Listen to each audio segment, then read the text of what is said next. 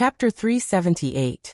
Luoya looked at Antonio with a serious expression, and the latter nodded affirmatively. The Dream Demon bloodline is in that country, but I can't get any help from them. What I want you to do is to get their support and push forward the plan. There's nothing wrong with what you've said, but since that's the case, why did you allow our conflict to continue, Dean? Isn't this the opposite of your goal? You mean there's something you're hiding? Naturally, Roha heard the word school before, but as a traditional jutsu master, his knowledge of martial arts is limited. It's almost a blank. That's the school of the royal family of knights, the Cognet family. It's one of the 3 core powers of the Cognet family, together with the source substance, courage, and the dragon bloodline. Strictly speaking, it's a special curse. The source substance was an unavoidable part of Shiya's supernatural power, and it was also the core of the supernatural system. But just like traditional conjurers who created all kinds of curses to strengthen their power, the knights who leaned towards the physical body also found many ways to strengthen their power. One of them was the school of thought, and its essence was actually a kind of pseudo-source substance. Lofty ideals, firm principles, unshakable determination. And the stronger the will, the more invincible and powerful the heart sword would be. It could even reach the level of a holy sword when developed to the limit. I understand the situation of the heart sword school, but what does it have to do with the conflict between us? The reason why I let the conflict happen is simple. It's because the conflict will inevitably happen, and the sooner it happens, the less impact it will have on both sides. Because the path you're taking is too different from the traditional classicism of the Ald family and the Twilight Sage Association. Hearing this unexpected word, Luoya couldn't help but frown slightly, and Antonio immediately gave an answer. Traditional classicism advocates sacrificing one's own fame and fortune to protect the human world, while hiding in the darkness. The current country of knights pursues this. Their closed environment, and the fact that Williams is wearing a suit of armor, might have something to do with this. But what about you? In order to build a strong will, the Heartsword School will often be too strict on their successors. Williams was able to endure the armor and tough training for a long time because of his classical chivalry. This is probably one of the components of his Heartsword School. However, your path is completely different from his. This conflict of ideas is inevitable. After understanding Williams' situation, Luoya nodded slightly. He finally understood Antonio's actions. It had to be said that after knowing the full picture, Luoya also felt that the conflict between the 2 parties was inevitable. After all, it was impossible for him to give up his current life. On the other hand, Luoya also praised and disapproved of the classical chivalry attitude in his heart. The reason was the change in environment. Back then, the Ald family was the shadow of the royalty and the uncrowned king of the human world. They didn't need to stand in front of the stage and shout. The ancient Austin Empire was the only administrative body that was highly related to the fate of the entire human world. They could allocate enough resources for the Ald family, centralize their advantages, and resolve the crisis without affecting the normal activities of most humans. But now, the people's hearts were scattered, and it was hard to lead them. In the current environment, even if one were to stand on the side of the road and shout, "Save the world," with a loudspeaker, no one would be willing to spend a cent or contribute a little, let alone in the dark. In the end, if one didn't centralize power and resources, there would often be big problems in the face of a great crisis.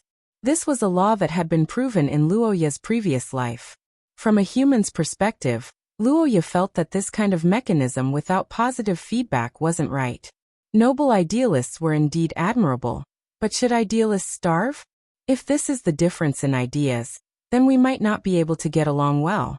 Dean, do you have any good ideas? Past experience?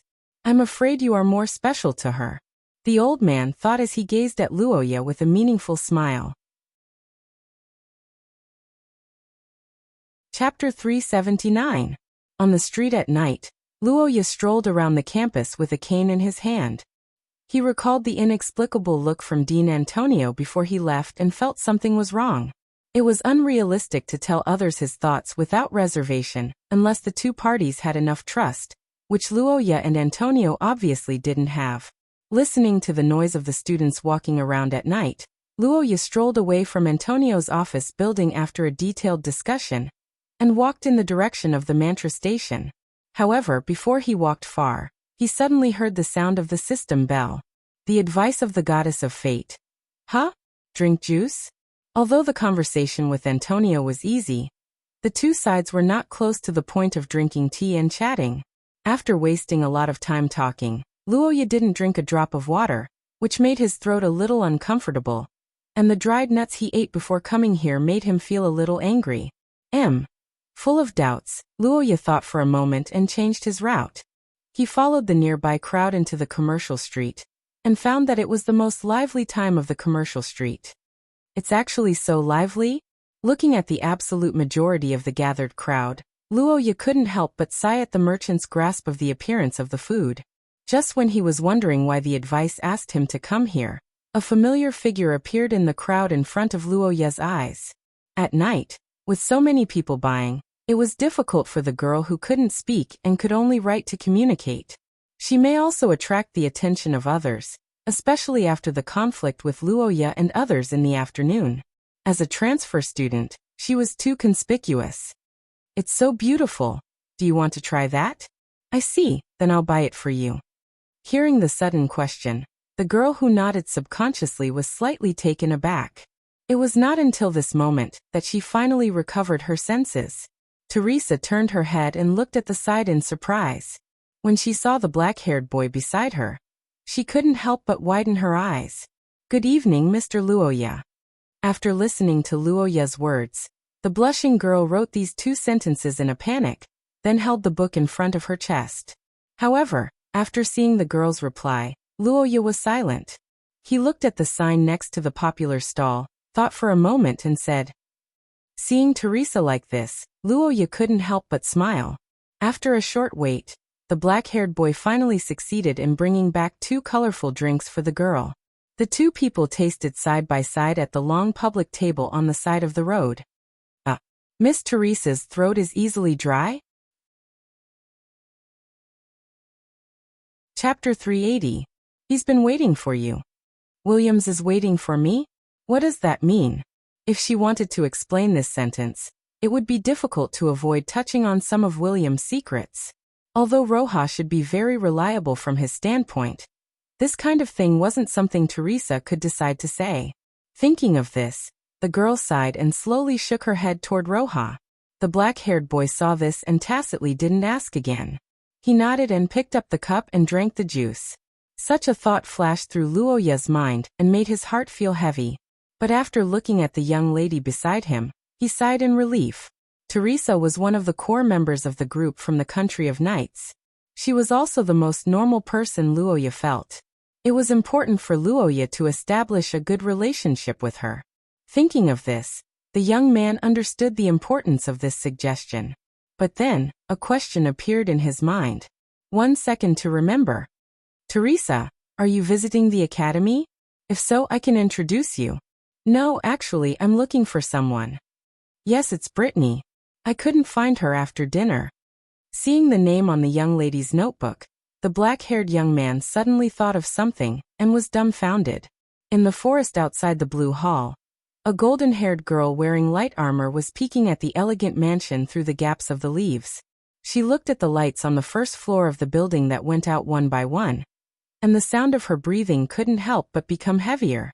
But such a genius, after entering St. Freya Academy, unexpectedly met her fiancé who ran away from home to escape the marriage contract. She didn't dare to take him away, because she met someone she couldn't fight against. That was the target of this transfer operation Luoya caught. If she fought, she definitely couldn't defeat him. If she wanted, she probably couldn't take him away either. But there might be other ways. Although there was a man named Paul by Gaylock's side, he was only a grade 5 source grade and wasn't much of a hindrance. According to the information they gathered during this half a day, most of the students in Sangji Hall were first years, and there weren't many who were strong. Then, if I rush in now wouldn't. I advise you not to do that. All of a sudden, Brittany's body stiffened as she was about to launch a surprise attack. She turned around and saw a pair of golden eyes looking at her calmly from the depths of the forest under the shadow of the lush foliage. The emotionless gaze seemed to be silently persuading her to calm down. Brittany's pupils contracted when she discovered the young man behind her. The fear in her heart made her want to release her curse, but she was afraid of provoking the unfathomable man. While she was in a dilemma, Luoya spoke again. Teresa. In any case, the friendly relationship between Luoya and Teresa eased Brittany's nerves slightly. Luoya also heaved a sigh of relief upon seeing this.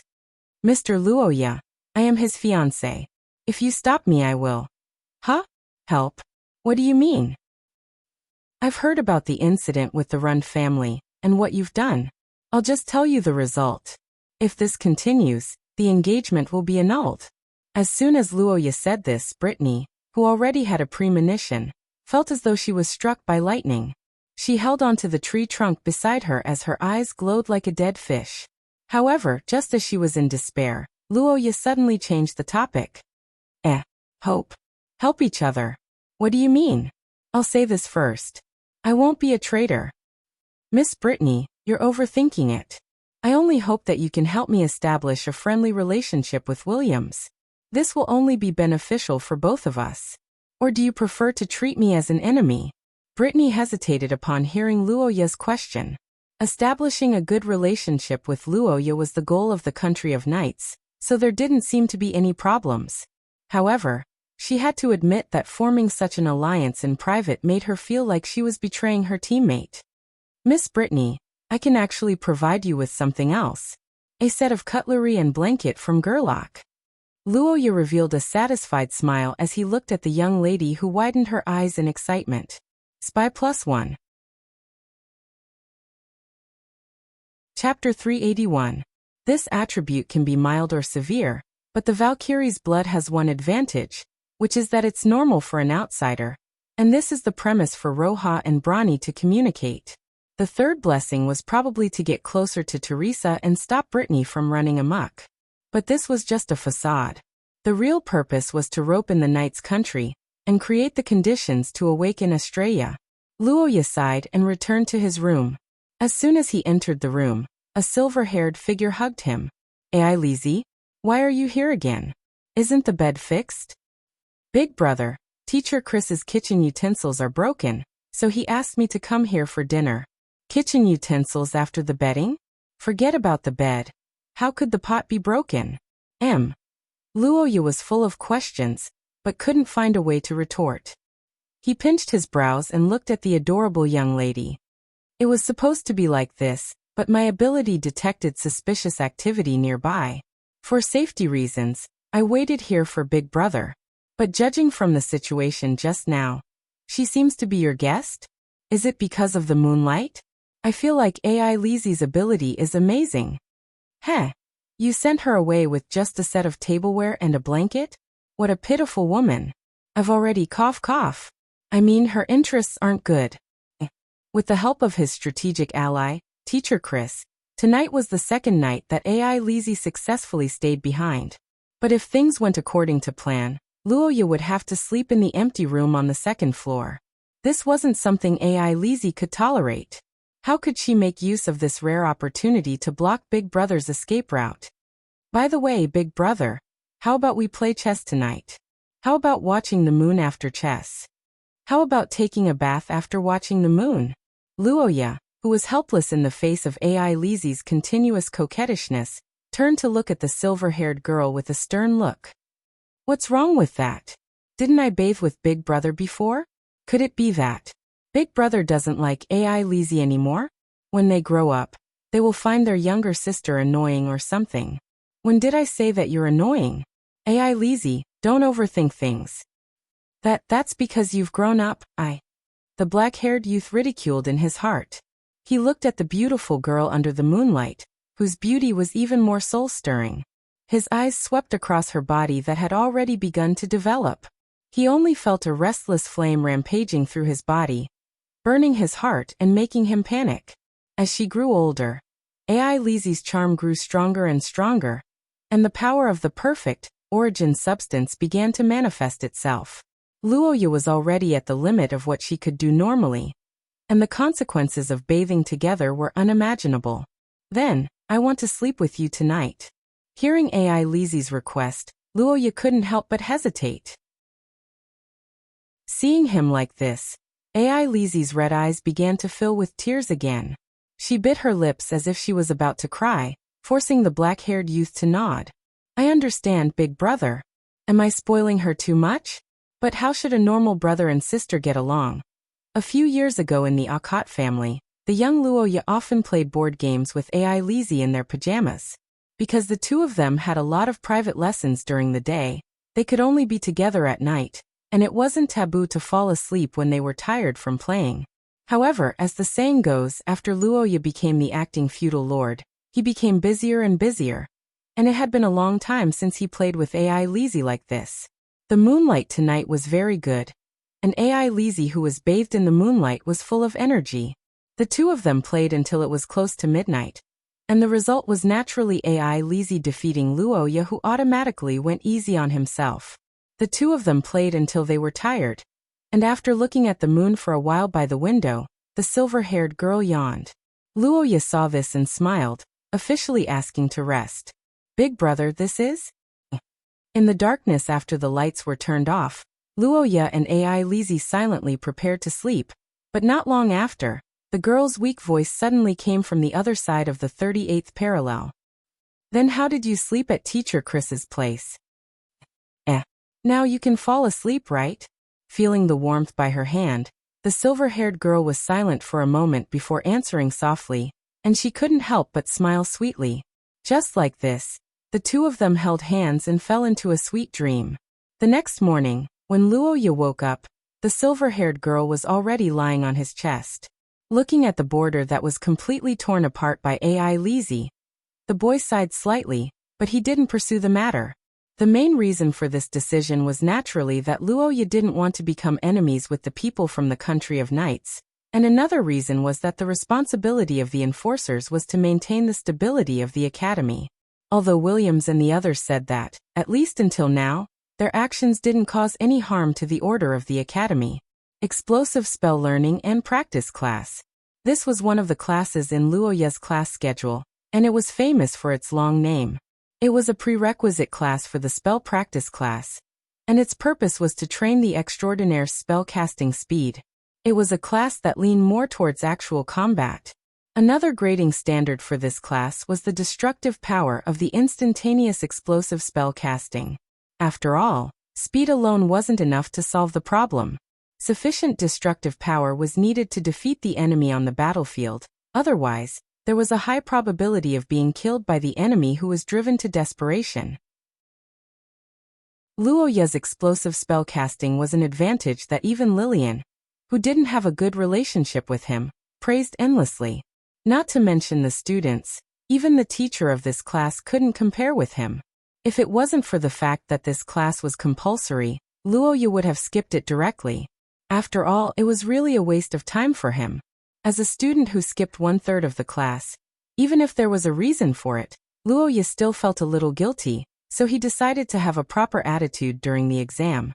But what he didn't expect was that when the class started, an unexpected figure appeared under the guidance of the teacher. It was the transfer student, Williams. Transfer student. In the last row of the classroom, a black-haired boy and a figure in armor looked at each other from afar. Their gazes weren't sharp, but they only had eyes for each other. Luoya thought so in his heart, but these thoughts weren't important to the old teacher George. After a brief introduction of Williams, the white-bearded old man announced the official start of the exam class. But what surprised Luoya and all the students was that the target of their spells wasn't the target of the training ground, but a goose. Looking at the goose that was grabbed by the neck by the old man, George, and brought to an open area, the students were puzzled for a moment. However, George didn't care about the students' reaction. He cast spells to block the pecking of the big white goose and calmly said to the students, "Let's go." After saying that, the old man walked to a table and sat down. The confident students began to line up one by one to show off their skills. For a moment, flames and thunder appeared one after another, and the sound of explosions was deafening. Within a second, The spells that the students released violently bombarded the splitting geese, causing explosions. After each explosion, the number of geese on the ground would change accordingly. After a big fireball, 5 small geese appeared on the scorched ground, and then they gathered together in a flash of light. Seeing this magical scene, the students were shocked, but they didn't have any more worries. Thus, one by one, the Cursemancers who used geese as their combat power unit were born. Jack 2 geese. The armored knight walked to the side of the weapon rack and casually picked up an ordinary long sword. In the next moment, the atmosphere around Williams changed. Yes, the Cursemancer aside, the knight's sword was a close-range attack. If it was a long-range attack, the curse power could be released, but naturally, it wasn't as strong as directly attached to the sword. In fact, many students in the classroom also rushed up to attack, but looking at the target in the distance, Williams didn't have any intention of approaching. Not going over? Do you still need to use a sword at such a long distance? The violent fluctuation of the curse power caused a buzzing sound. When the long sword slashed down, there was no light flying out. Instead, it left an extremely condensed long line of light in the eyes of everyone. In the next moment, the target in the distance was instantly blasted into thousands of pieces by countless magic elements, floating in the air like powder. Williams, out of the range of measurement, full marks. So this is the Heart Sword sect? Mr. Luoya, what do you think of my strength? Facing Williams' question, Luoya thought for a moment and replied with a smile. However, what he didn't expect was that his plain words made the armored figure very happy, and then he directly gave a suggestion. Hearing Williams's invitation again, the black-haired young man couldn't help but be slightly stunned and thought silently. Chapter 382. On the lawn, the armored girl looked at the young man who was smiling at her. Her heart was beating fast and she couldn't help but extend her sincere invitation. That's right. In the eyes of the girl, one of the reasons why Luoya didn't immediately join forces with her was because she hadn't displayed enough strength yet. For this reason, she found an opportunity to display a part of her strength today, and this indeed earned Luoya's praise. I'm sorry, Your Highness Williams. Thank you for your invitation, but I don't have such plans for now. Hearing Luoya's reply, the girl fell into silence for a moment. However, what she didn't expect was Luoya's next words. Your Highness Williams, last night I went to look for the dean, who is also the former guardian of the Twilight Sage Association, Antonio. I had a conversation with him and learned about the situation and ideals of the country of knights. I give you my highest respect for your perseverance. Hearing Luoya's words, the girl in the armor couldn't help but reveal a surprised expression. The identity of Guardian Antonio was a highly confidential information, even in the country of knights. Williams found it unbelievable that Luoya knew about him. However, the young man's next words made her widen her eyes. Untimely? What do you mean? That kind of thing isn't necessary. In the past countless years, the Twilight Sage Association has been maintaining order in the dark and left behind glorious results. I don't think there's anything wrong with this model. Moreover, most of the crises don't require so many useless people. Just a few elites can solve it. That's right, it's you and me. I'm talking about your tribe and the Dawn Association. Indeed, for most of the crises, the role of high-tier transcendence is far beyond that of low-tier transcendence. The difference in strength between them can't be made up with numbers. However, in some special situations, the situation is the opposite. For example, the situation at the borders hasn't been optimistic in recent years. For that kind of thing, we can just join hands when the time comes. After the Twilight Sage Guild has disappeared for hundreds of years, I believe that the most important thing is to follow the tradition and re-establish the spirit of chivalry that is centered on protection, and not moved by fame and fortune. As long as we have such determination, although following the tradition of 1,000 years ago is admirable, if we don't keep up with the times, how is it different from the unchangeable ancestral teachings? Only talk about the spirit and not the material? I don't think that's the right thing to do. Selfless dedication is admirable, but the right thing to do is to be rewarded. I don't think that willpower alone can sustain such determination for a long time. For thousands of years, the Cognate family has always kept the tradition in mind and cultivated the next generation with the spirit of chivalry. I have also paid a lot for this. Mr. Luoya, are you questioning me and my family? Upon hearing William's words, Luoya couldn't help but be slightly taken aback. He stared at the heavy armor in front of him, and suddenly recalled the difficulties Teresa had mentioned to him. Thinking of this, the youth's expression changed as he hastily replied, "There seems to be a quarrel over there?" The crowd began to whisper among themselves, but neither of them cared. At this time, Luoya was thinking of a way to change Williams's mind, while the girl recalled the girls who had always been by Williams's side. She had some ideas in her mind. Chapter 383. Young warriors, today is the day to pursue your dreams. After half a year of continuous promotion, the long-awaited Challengers Cup finally opened today. Whether it was the contestants or the spectators who came from afar, it had reached an all-time high. The attention of the higher-ups of various countries was also attracted. The special approval of the first years added fuel to the fire of this lively event. The Challengers Cup preliminaries were held in more than 10 locations selected from the numerous secret realms of the Scholar Country. As for which group was assigned to which location, it was randomly assigned. Just like how everyone's talent in curses would be different locations would have a huge impact on a cursemancer, especially the difference between land and water. In the past, among the contestants who drew the Maze Cliff, there had been situations where some cursemancers who were good at water battles defeated the seeded contestants. The difference in location was the biggest impact, followed by the influence of equipment in the unrestricted spell ranking battles. After that, there were people like Luoya who had special bloodlines or special spells. They might be able to display more shocking strength in certain aspects than their opponents who were at level 3 of the source rank. In Luoya's case, he didn't even make it into the top 10. From this, it could be seen that the rankings were quite exaggerated. However, this was also related to the fact that Luoya didn't go all out during his time in the academy.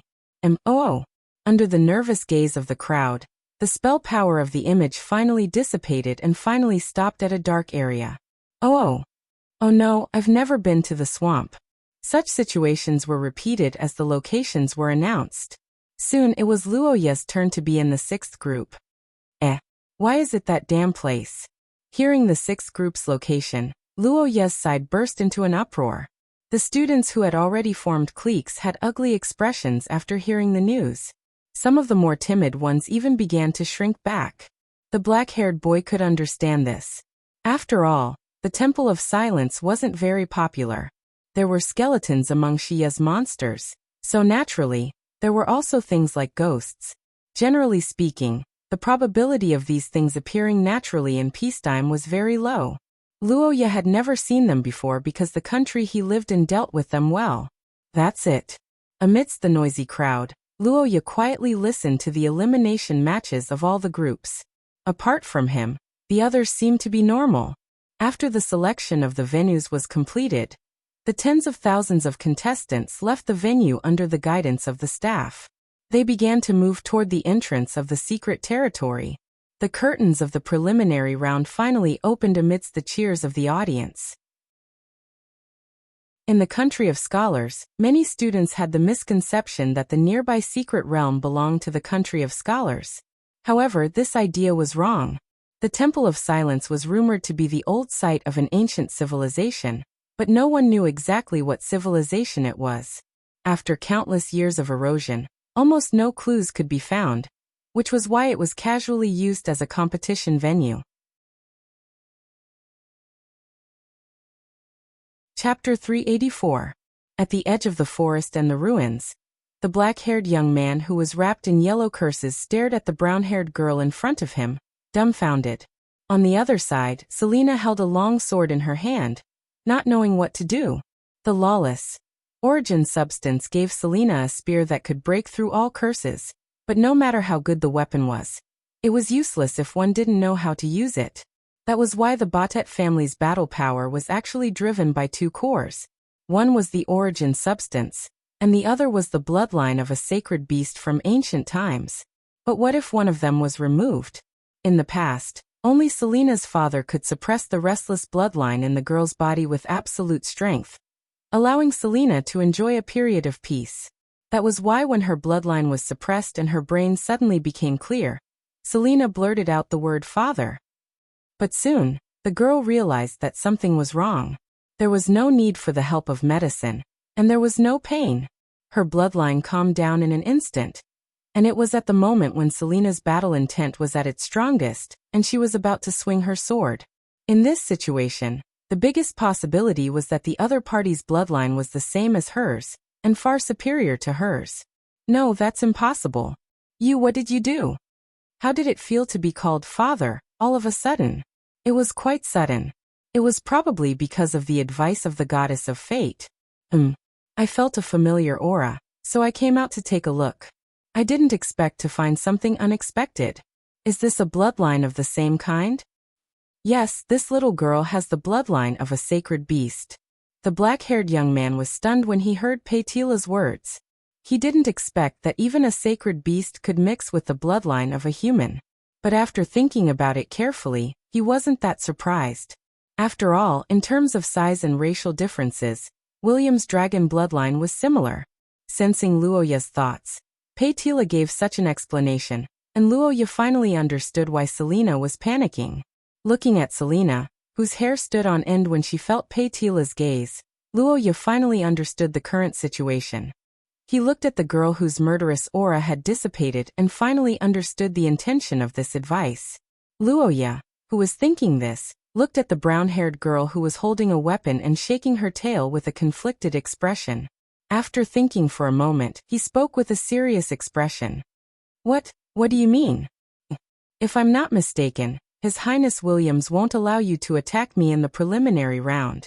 As a transfer student of the Country of Knights and a member of the Dawn Association, Miss Serena, you don't seem to be listening to His Highness Williams' orders. Chapter 385. For the preliminary round, all the contestants and the audience might not be very passionate, but they would never have any worries because it was basically absolutely safe. The excessive damage of the substitute curse vessel did not refer to the severity of the eliminated person's injury, but it referred to the curse power content and strength when the curse vessel was destroyed. For example, Selena's waist slash was more serious than the curse attack of other cursemancers.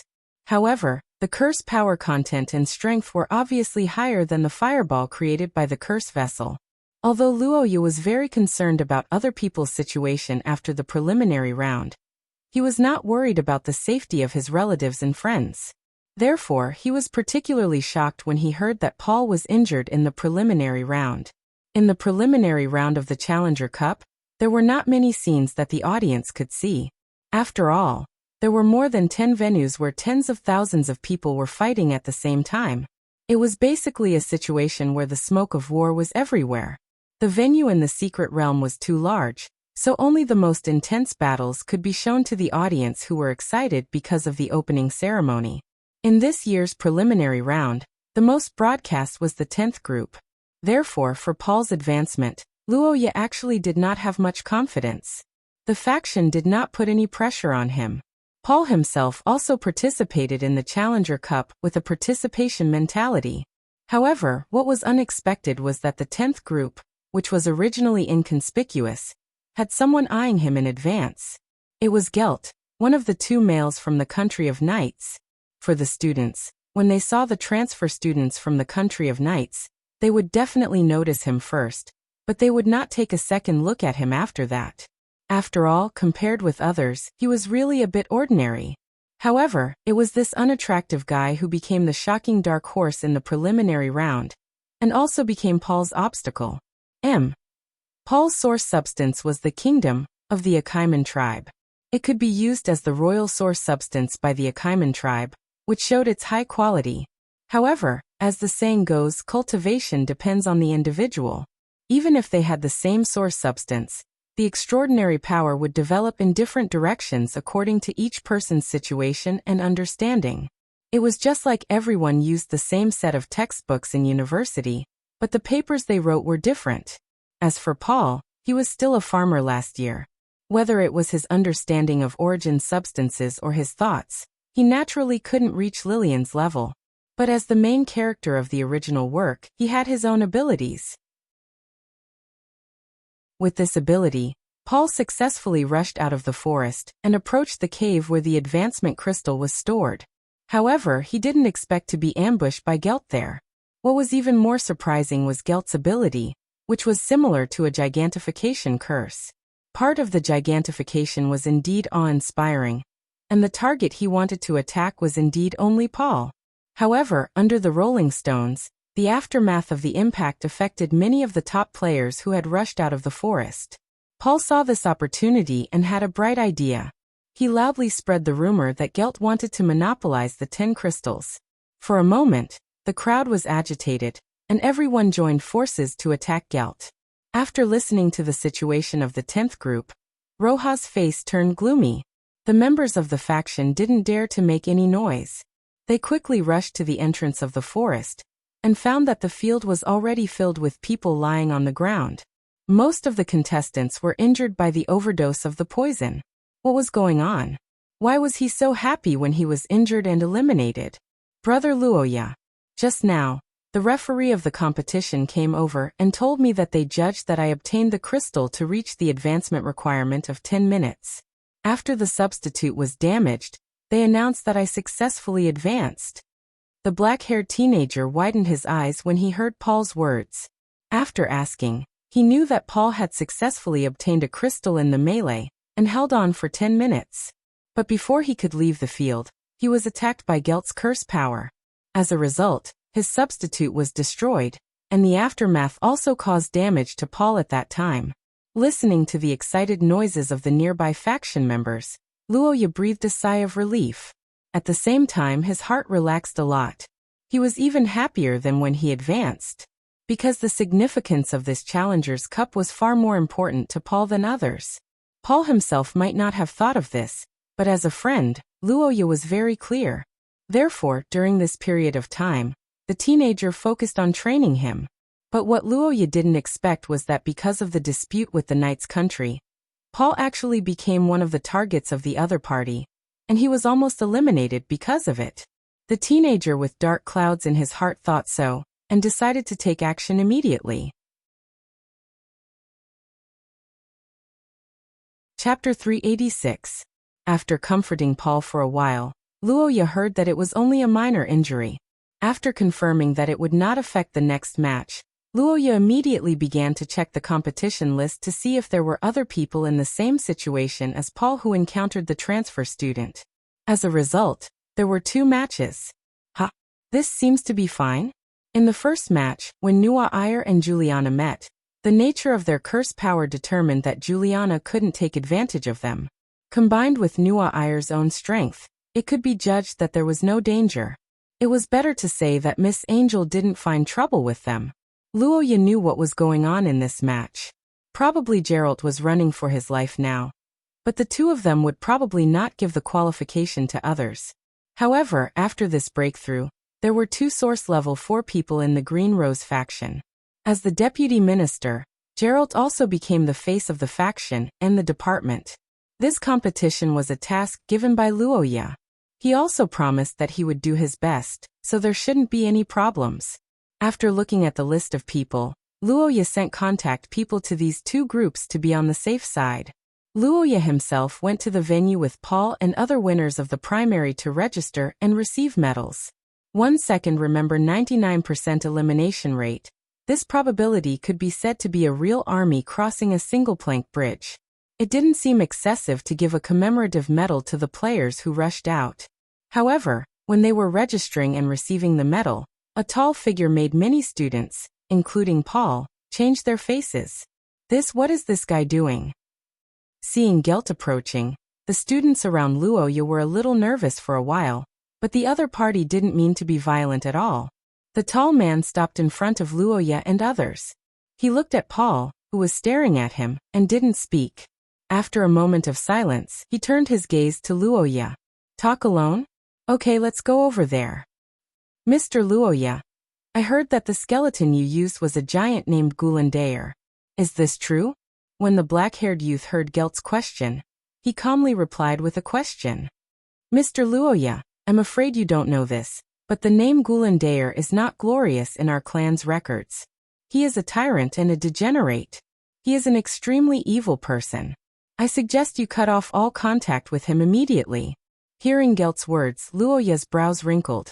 He looked at the tall man in front of him, thinking about his words, and couldn't help but feel unhappy. That's right. He's a famous criminal in the records of our clan. His name is very special, so it shouldn't be wrong. Fallen ones are good at disguising themselves. You might not know much about him. Hearing the tall man's words, the black-haired youth refuted with a rare look of anger. Geert said in a low voice, "Oh, history. I really didn't expect someone to talk about history with our race. Then let me ask you, Mr. Gelt, do you know how much of the history you read is true and how much is false?" Chapter 387. After the conflict with Gelt, Luoya calmed down his anger, readjusted his state of mind, and fell into deep thought. Undead creatures were a race that was naturally rejected by humans.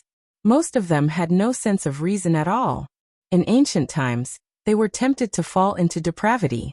There weren't many of them, but the problem was that not all undead creatures were evil, especially the higher-level ones. They were less affected by the undead attribute, and could choose their own side. In the distant ancient times, the mythical races were united by the side of the Creator, Shia. They were chosen by the Creator, and one of them was the undead. If the undead could only do evil, Shia would have wiped them out long ago unless he was a necrophiliac. There were too many possible guesses as to why the Gulandair was described as an evil god who committed all kinds of crimes. The most likely reason was that it was slandered by later generations. However, the specific details would have to be asked by the person involved. After waiting in the venue for nearly an hour, the preliminary round of the dozen groups finally ended. Through the reports of the faction members, Luoya had a general understanding of the situation so far. It could be seen that Juliana was different from Gelt. She didn't carry out Williams's orders well. She was the type who prioritized her own interests. On the other hand, Brittany was even more so. But to a certain extent, she resolutely carried out Williams's orders. Outside the secret realm of Group 12, Jello, who had completed the preliminary round, looked like he was paralyzed. According to the gray-haired young man, Brittany didn't care about the others at all. She chased after him like a mad dog. Jello had been running for more than 3 hours, and he knelt on the ground as soon as he came out of the door. As a first-year faction that wasn't qualified to participate in the competition, including Paul, who unexpectedly advanced, 3 of the Green Rose members made it into the semifinals. This was undoubtedly exciting. According to Luoya's knowledge, the Nua Ire and Xia Luo's Gold and Red factions had gathered so many nobles, but no more than 5 of them made it to the semifinals. Luoya commented as he looked at the excited members of Blue Rose. However, he did not immediately congratulate them as he still had other matters to attend to. The Armor Hall was the name of this building.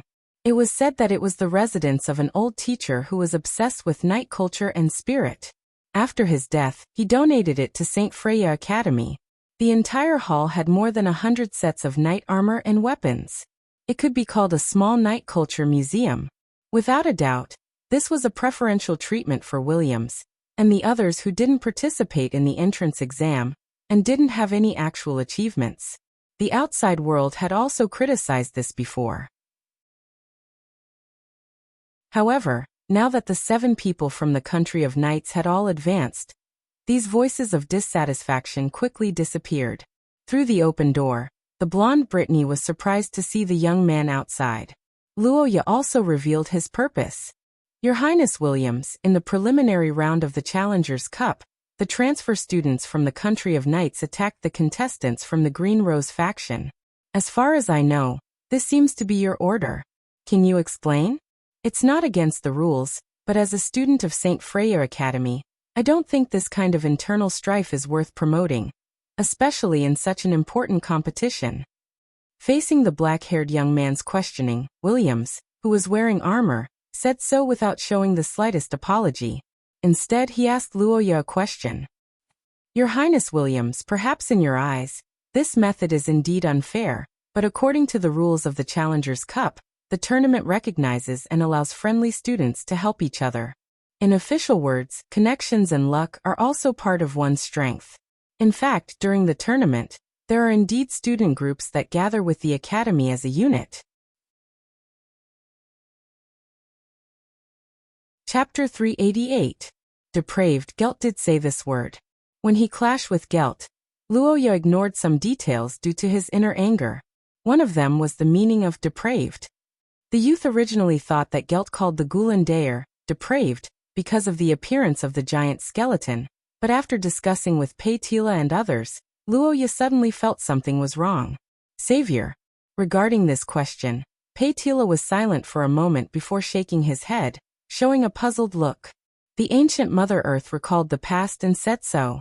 On the other side, the witch narrowed her scarlet eyes and ridiculed. Witch, are you provoking me? Hearing Paitila's angry retort, Altacia exaggeratedly stroked her chest and ran to Luoya's side, then whispered, "You're not a princess but a queen, right? And you're the one who provoked me first, right?" Facing Luoya's unmoved retort, the white-haired witch showed a dissatisfied expression, while Paitila stared at her angrily. After wasting a lot of time, Luoya pulled the conversation back to the main topic. Generally, there are two kinds of concepts. One is the depraved gods who pursued power after Shiya's death. The other is the pitiful creatures who were influenced by the savior's depravity. That is the difference between active and passive. After listening to Altacia's words, Luoya couldn't help but ponder. From his subjective point of view, it was impossible for the Gulen Daer to actively deprave when he was alive, and from an objective point of view, this point was also the same. Therefore, the Gulen Daer should be innocent, but the giant's bloodline called him a depraved. Did it mean that his life and even his death had something to do with the savior? In Shiya's history, there weren't many races that liked to record their past in various ways. The giants mostly passed down their history orally, and there was a high probability of mishearing or misunderstanding when passing down a story. By the time someone actually summed up the history in a book, it would probably be long gone. After asking around, Luoya, who didn't get any constructive opinions, dismissed the discussion among the gods. He decided to find a way to search for books in this area in the future. After a rest, the teenager walked out of the room and went to the banquet hall to prepare for the celebration. As a result, he saw Paul, who was wearing a strange armor, explaining something to the onlookers. Oh, the patterns on it are so beautiful. Luoya, who was well versed in history, had heard of the Forest Legion of the ancient Austin Empire. It was formed during the empire's most powerful period, mainly to deal with the beast tide in the forest area of the empire. In the early days of the empire, humans adopted a defensive war, hoarding food and closing the city. But with the development of the empire, the expansion of the soldiers, the improvement of weapons and equipment, and strength, people gradually didn't want to take a defensive position. Every year, they were besieged for 1 or 2 months. The Forest Legion was born to turn defense into offense. This was the first time in human history that the large-scale beast tide, which was rated as the same level as natural disasters such as floods and earthquakes in the past, was successfully eliminated. There was no doubt that it was a milestone and a symbol of the peak of human civilization. However, it could also be said to be the peak of the ancient Austin Empire. The stories of heroes were no longer told by people. The descendants of the frontier knights gradually became addicted to sensual pleasures, and the pursuit of fame and fortune became the goal of the later generations. Humans lost their unity and became a pile of loose sand amidst the increasingly intense internal strife. All kinds of corruption began to proliferate, and in the end, the entire empire became rotten. When the ancestors of Ald watched the glory of the empire fade in the dark, what kind of feelings did they have in their hearts? Forest fairies. The name of this armor should be given by the designer at that time according to the fairy tales of the fairies who came and went without a trace in the forest. But in Luoya's ears it was very strange, especially when the young boy saw Paul doing bodybuilding exercises to show off his muscle-strengthening ability. Oh, this kind of camouflage can be activated while moving? He felt that something was wrong. What exactly was it? Wait a minute. In the original work, Paul did summon this armor, but that was when he was close to the 3rd year, right? How could it be so fast in the real world? If he thought about it this way, it seemed that his speed of improvement was also much faster. After Luoya's actions were different from the original work, everyone in the eye of the recorder seemed to have improved faster than the original work. They were already favored by the heavens, but they became more and more demonic. Luoya didn't know how to explain this. The young boy blinked and fell into deep thought. On the other side, as students from other departments in the academy came to visit, Paul's side also became noisy. Student Paul, we are the Curse Research Department belonging to the Curse School.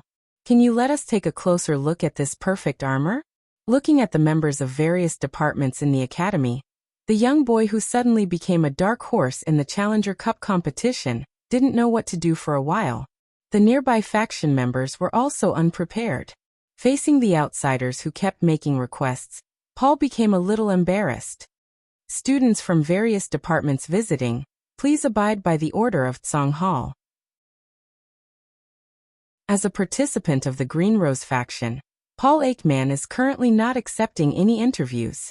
His spell and equipment are also confidential matters before the end of the competition. Please understand. Seeing that one of the ring-bearers, Luoya, came forward, the students who made all kinds of outrageous requests stopped and dispelled the idea of making a big news. The crowd gradually dispersed. Paul, who was relieved, looked at the young boy in front of him who blocked the crowd for him. He felt warm in his heart and hurriedly thanked him. It's normal. Most people are like this when they are suddenly surrounded. It will be fine after a while. Can you let others wear this thing? Hearing Luoya's question, Paul smiled bitterly then explained, I see. The magical weapon of the ancient Austin Empire in the Second Era was the achievements of most of the top curse research in human history. If it could be successfully replicated by Paul, it would be of great significance to promote the current curse equipment, especially now when the mutants were restless. After asking Luoya at the award ceremony not long ago, Melty proved that she was not joking. She really joined the Green Rose faction. As a senior and one of the members of the Academy's orchestra, the talented girl with good temperament was warmly welcomed and quickly integrated into the group. As an outsider of the Academy, Elisa wasn't allowed to live in the Blue Hall. This was because it would violate the Academy's rules. Usually, it would be fine if she was only a member of the faction, and no one would speak of this matter. But today, a large group of outsiders had come, so it would be very dangerous for Elisa to show her face. The helpless young boy took a sip of wine and celebrated with Paul and Gerlach. However, to his surprise, Paul didn't eat and drink as usual at today's banquet. Instead, he looked a little strange. Senior? Junior Luoya, I'm here as the representative of the Aikman family. Thank you for your help to family member Paul Aikman. Because the Purple Rose faction's banquet has just ended, it seems that I didn't have time to inform you in advance. Please forgive me, the black-haired young boy said with a smile on his face. He cooperated well with Lillian's official tone. In the eyes of outsiders, it was completely polite. As for Paul, the agent didn't participate in the conversation between the two. He just pulled a chair and put it next to Luoya's seat. You can actually use the kingdom source substance like this. This is really beyond my expectation. Your situation is also very rare in the history of our family. Listening to the question and answer between Lillian and Paul, Luoya, who couldn't interrupt, raised his eyebrows. After thinking for a moment, the young boy turned his head and wanted to chat with Gerlach, but before he could speak, the tentative fingers under the table suddenly touched him. In the lively banquet under everyone's gaze, the black-haired girl smiled and held the young boy's hand dexterously.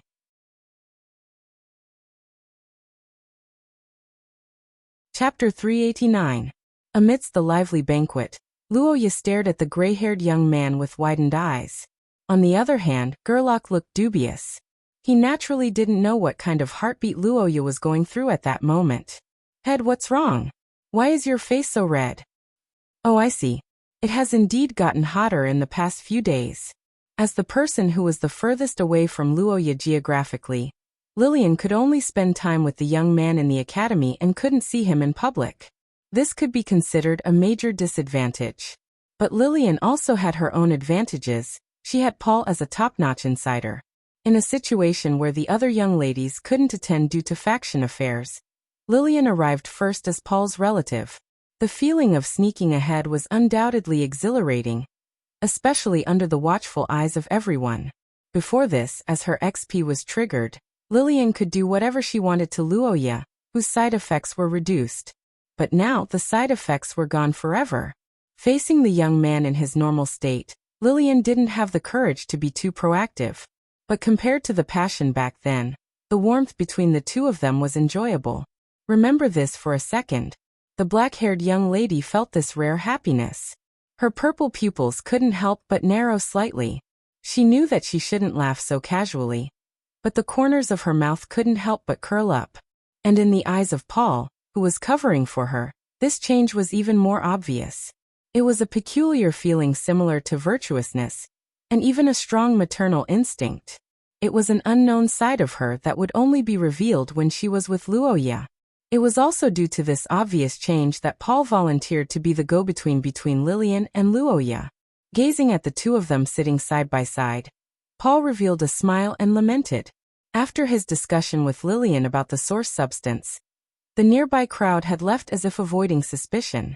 Gerlach had also gone out to drink with his close friends. With no one around, the young lady could finally whisper to Luoya. "Thank you, Senior. You too. Did the preliminary round go well?" The black-haired girl said regretfully. She was still brooding over the fact that she had drawn the grassland terrain in the preliminary round. Luoya couldn't help but laugh. He couldn't help but open his mouth to persuade her. If that's the case, things will be a little difficult. Upon hearing Lillian's unexpected answer, Luoya couldn't help but blink in confusion. The black-haired girl smiled, gently clenched his hand, and whispered in his ear. The girl, whose wish wasn't fulfilled, could only tap Luoya's wrist under the table. Then she couldn't help but sigh. If it's just meeting each other, we can do it every day during class. However, we haven't had many opportunities to meet in private recently. The reason was that as the leader of the faction, they needed to lead the other members of the faction to improve together with them to a certain extent. It felt like a top student helping to tutor others. The improvement of the overall strength of the faction was also an important test for the ring-bearers. Senior sister, Green Rose has just started and needs to improve as a whole to get resources, so I've been quite busy recently.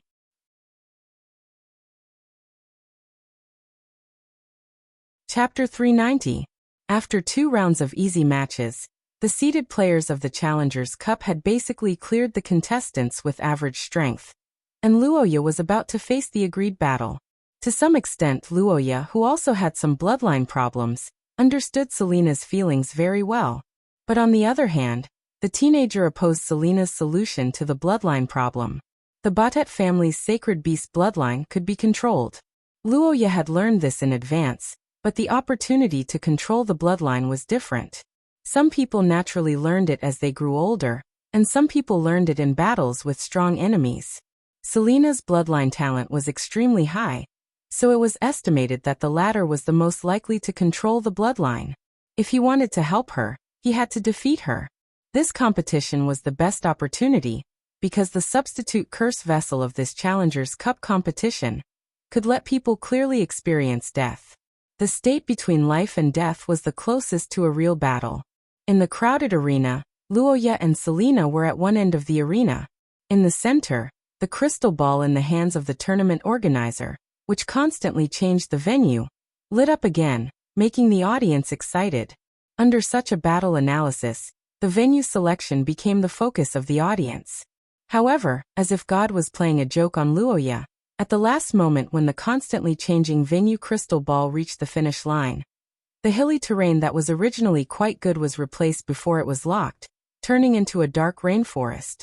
1 second, remember. Oh, 50 gold coins. Bet on that little girl. With the efforts of the majority of gamblers, Luoya's odds began to soar. At one end of the arena, the silver-haired girl frowned worriedly. It's very simple. Because the darkness of this secret realm, perpetual night forest, is accompanied by curse power, ordinary night vision spells are very ineffective.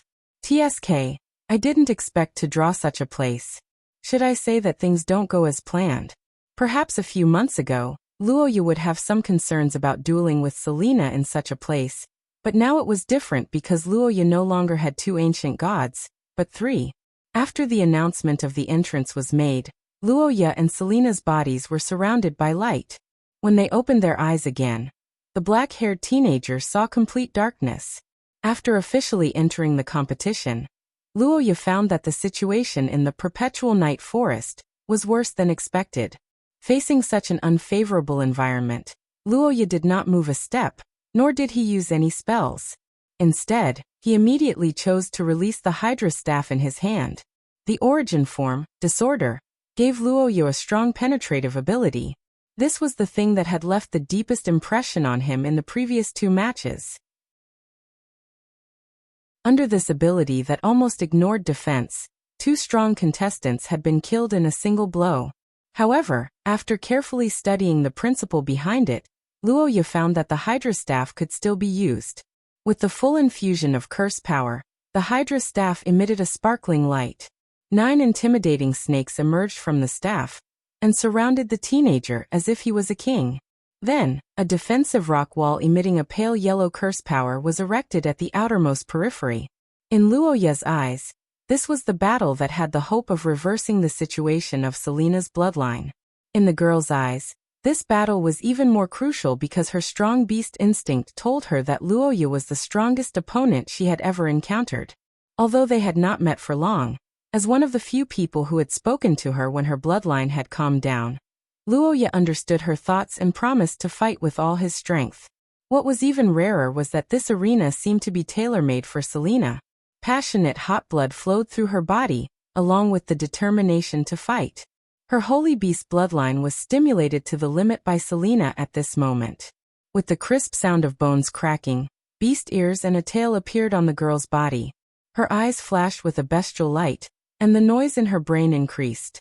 This battle was almost impossible for Luoya to launch an attack. Selena, who had the advantage of the geographical advantage, had long known this. Before entering the arena, the brown-haired girl had predicted that Luoya would adopt a defensive strategy, so she had thought of a strategy in advance. Clear beastly cries continuously sounded from the girl's mouth.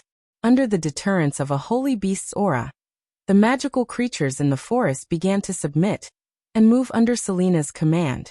That is too strong. The outcome of this battle is already decided. As expected of the Batet family's once-in-a-century genius, to be able to mobilize so many magical creatures in such a short period of time. The judges of the competition began to express their opinions, and almost all of them thought that Luoya was at a serious disadvantage. However, at the highest point of the ceremonial stage, Antonio, who was listening to the official's high-pitched speech, had a different expression in his eyes. The old man looked at the youth in the arena and blinked, then smiled after a moment. The roars of magical creatures sounded from all directions, and Paytila's outermost defense began to be attacked from all directions. Due to the number of magical creatures, the Hydra protecting Luoya had no choice but to move its huge body and spray its venom outwards. For a moment, the roars and screams of magical creatures filled the air. After the magical creatures in the sky moved, the Hydra could no longer maintain a complete defense. At this moment, the black-haired youth had no choice but to make a move. Against Luoya, who had the king of sacred beasts following him, the magical creatures were completely useless. This was something that Selena already knew. However, even though the magical creatures weren't a threat, they could still cause him to reveal his flaws. The moment Paytila's aura intimidated the magical creatures, the brown-haired young lady in the darkness suddenly activated her bloodline. At this moment, the curse power in Selena's body was like an explosive, violently reacting in a way that was close to self-harming. The brown-haired young lady was only a few hundred meters away from Luoya in the blink of an eye. The young lady's body fell to the ground like a meteor, consecutively chopping off 2 snake heads and pouncing towards the youth in the center of the formation. It was as if she had taken the head of a general in the midst of thousands of soldiers. At this moment, Luoya seemed to have recovered from his shock. Looking at the astonished youth under the long sword, Selena was almost certain that she had won. However, the next scene that happened made her widen her eyes in shock. Not good. He hasn't lost yet. The all-out attack of both sides clashed head-on just like that. At the next moment, the collision of the curse power shook the entire secret realm, erupting with extreme sound and light. The loud sound of the explosion shook the atmosphere and turned it into a shockwave. The intense light illuminated the forest as if it was daytime. The nocturnal monsters screamed in this upheaval, and the audience outside the arena also exclaimed, "That's..." The silver-haired young lady cheered happily in the audience. After a moment of judgment and verification, the tournament referees announced on the screen, "Oh." In the arena, the black-haired youth looked at the young lady who had collapsed to the ground due to excessive damage and the exhaustion of her curse power, and asked her how she felt. "Are you satisfied? As expected, you purposely attacked me in the end, right?" The black-haired youth said in a flat tone. Selena smiled and narrowed her eyes. Somehow, she felt that he wasn't that annoying. "I feel like I'm full all of a sudden. I don't want to fight anymore." "You can say that." The excited spectators became even noisier after seeing the return of the two contestants. They raised their hands and applauded for the final all-out collision between the two contestants. The medical staff rushed forward and lifted Selena onto a stretcher. Luoya was required to undergo a post-match examination according to the rules. "I've fulfilled my promise, haven't I?" Thinking so, the black-haired youth looked at Selena in the distance and revealed a smile. But what surprised him was that at this moment, the system prompt suddenly sounded.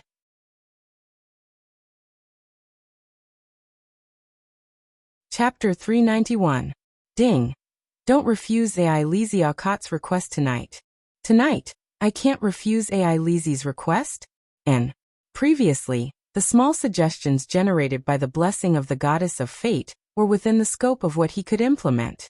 It wouldn't have much impact if he followed the suggestions, but this time, don't refuse AI Lizzie's request. This is definitely not okay. Forget it. Let's take one step at a time.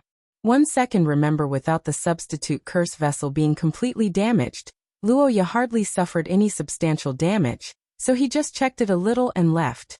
The young man who walked out of the arena was warmly welcomed by the faction members, and he learned one thing. That was, his odds had skyrocketed. As a result, Luoya's odds rose all the way until the beginning of the game. Such high odds made Luoya, who heard about it, stunned. He almost burst into tears for a while. As a seeded player, Luoya's usual odds were only about 1/3, which was pitifully low. This was also the reason why he didn't bet on winning or negative betting time. Thinking that he had tripled more than 100,000 gold coins in one game, Luoya was excited for a while. Judging from this situation, he might be able to pay back the money he owed Xia Luo before the Challenger Cup ended. Now the tournament had reached the top 32. The transfer students of the country of knights and Luoya's acquaintances had not been eliminated yet. Even the weakest Paul actually survived 2 rounds with his ability to summon divine armament. The ocean field was generally considered a neutral field. After all, most people had no experience in ocean battles. Originally, the opponent thought that this kind of field was very disadvantageous for both sides. He could win with stronger strength. As a result, he didn't expect Paul to change armor on the spot. He directly transformed into the ancient Austin Empire Navy and exhausted his opponent to death with the advantage of the field and equipment. For Paul's situation, Luoya could only say that he was lucky. He even suspected that this guy had activated some kind of protagonist aura. In contrast, Gerlach on the other side was much more difficult. Although he successfully survived 2 rounds, both rounds were tough battles. For example, in the last street battle, Xia Luo's opponent was a cursemancer who was good at large-scale attack spells. The bloodline ability was to hide the spell fluctuations to a certain extent. After discovering that Xia Luo's golden soul was good at defense, the top student trained by Leinster College decided to hide and make a big move. He wanted to win with full power, but he didn't expect to be attacked at the beginning. Compared with Xia Luo's slightly more interesting game, Nua Ire and Lillian were somewhat similar. They directly defeated their opponents with their strength. As for the transfer students, They each had their own characteristics. Among them, the most eye-catching one was Teresa. She defeated her opponents with spells in both elimination rounds. This year's Challengers Cup was amazing because of the outstanding performance of the first years. Roja and the others led the faction cadres and the transfer students. Out of the 100 or so people who passed the preliminaries, nearly 20 of them made it to the Challengers Cup. In the top 32, they made it to the Challengers Cup. In Xia, the teaching of different places was not uniform. The teaching content of St. Fran Academy in the country of knights and St. Freya Academy in the country of scholars was very different. This led to the situation where 7 people had to start from the first year. For example, Gelt, who had the giant's bloodline, was actually already a third year at St. Fran Academy. Before the arrival of Luoya, these 2 ring-bearers had always followed Purple Rose Lillian's lead. Grimm himself was born in the Austin Empire. Because he believed in the pure blood theory, he became a hardcore supporter of Lillian. Edward, on the other hand, was born in a small country in the buffer zone of the Austin Empire. Naturally, he didn't dare to disobey Her Royal Highness, who might become the next emperor. This time, the 2 ring-bearers also entered the top 32. Edward was the second-seeded player. He was very calm in the previous 2 battles, and was generally favored by the outside world. Paul met Juliana in the 3rd round. This beautiful girl with black hair and red eyes had a far better understanding of dark spells than her level. She was completely at the master level. However, as a conjurer from the country of knights, Juliana naturally had an additional layer of warrior attributes. Her weapon was an ominous heavy sword. However, this girl who seemed to be a vampire was obviously not a pretty face. In the battle with Paul, Juliana's luck was not good. When she drew the venue, she drew the rainforest, which was the most suitable venue for Paul's forest sprite armor. However, what everyone did not expect was that Juliana's curse talent was even more powerful. This kind of wide area search spell was actually not very powerful in terms of spell power, but its operation difficulty was too high. Generally speaking, it required several conjurers to cooperate to complete it. However, Juliana completed it alone with ease. The moment she caught Paul, she performed Shadow Shift and appeared behind him. Then, her greatsword flashed and cut Paul in half. Obviously, the protagonist's halo wasn't as magical as imagined in the real world. Although Paul was lucky all the way and even drew the best lot in the venue, luck wasn't omnipotent. Juliana proved with facts that strength was always the most reliable. TSK, what kind of smell is this? After Paul's defeat, another deputy minister of the Blue Rose faction also met with a defeat. However, Luoya was not surprised because Gerlach's opponent was Brittany. The gray-haired youth's legs were shaking as soon as he entered the arena. It would be strange if he could win. Rather than letting others kill him, why not let me do it? Gerlach's guts were shattered when he heard Brittany's words. He was even more convinced that there was something wrong with Brittany's mind. However, based on Luoya's experience, she was probably just not good at language. Under Brittany's threat, the cowardly Gerlach was defeated like a landslide. However, to be honest, this did not have much of an impact on the outcome. In terms of strength alone, Brittany, who had the bloodline of the Valkyrie, could not be defeated by a youth who had just reached level 4 of source rank. In that battle, Stuart drew the desert terrain. His opponent was a foreign participant who had rich combat experience. Both of them were at level 4 of source rank. Then, there was a series of spells that were nothing special but very solid. In the end, Stuart lost. Even after his defeat, he did not take off the black cloth covering his eyes. Could it be that his eyes were not used for battle? Although Luoya advanced to the top 16, Paul and Gerlach had just been eliminated, so it was inappropriate to celebrate. In fact, after returning to the residence, Luoya specially consoled them. After realizing the gap in strength between them and their opponents, they both expressed that they would work harder. After chatting with them, Luoya finally had some free time. However, a question arose in his mind. AI Lizzie did not return with him. Instead, she left with teacher Chris before the end of the competition. Luoya returned to his private area with doubts.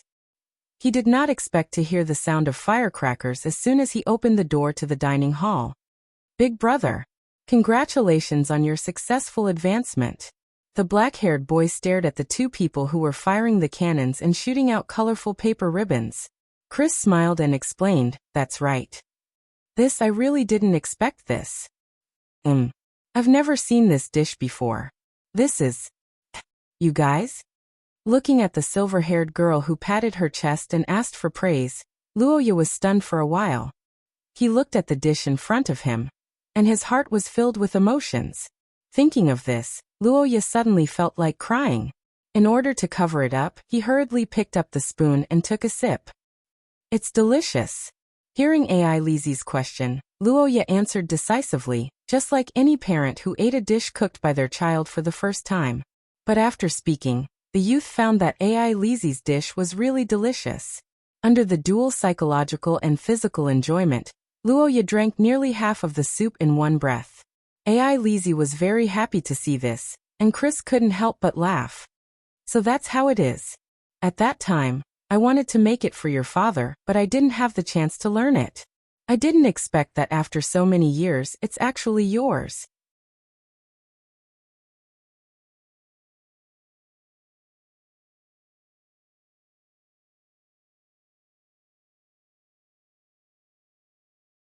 Chapter 392.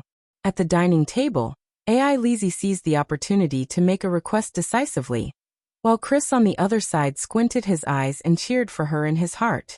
This time, the behavior of the two was not on the spur of the moment, but they really came prepared.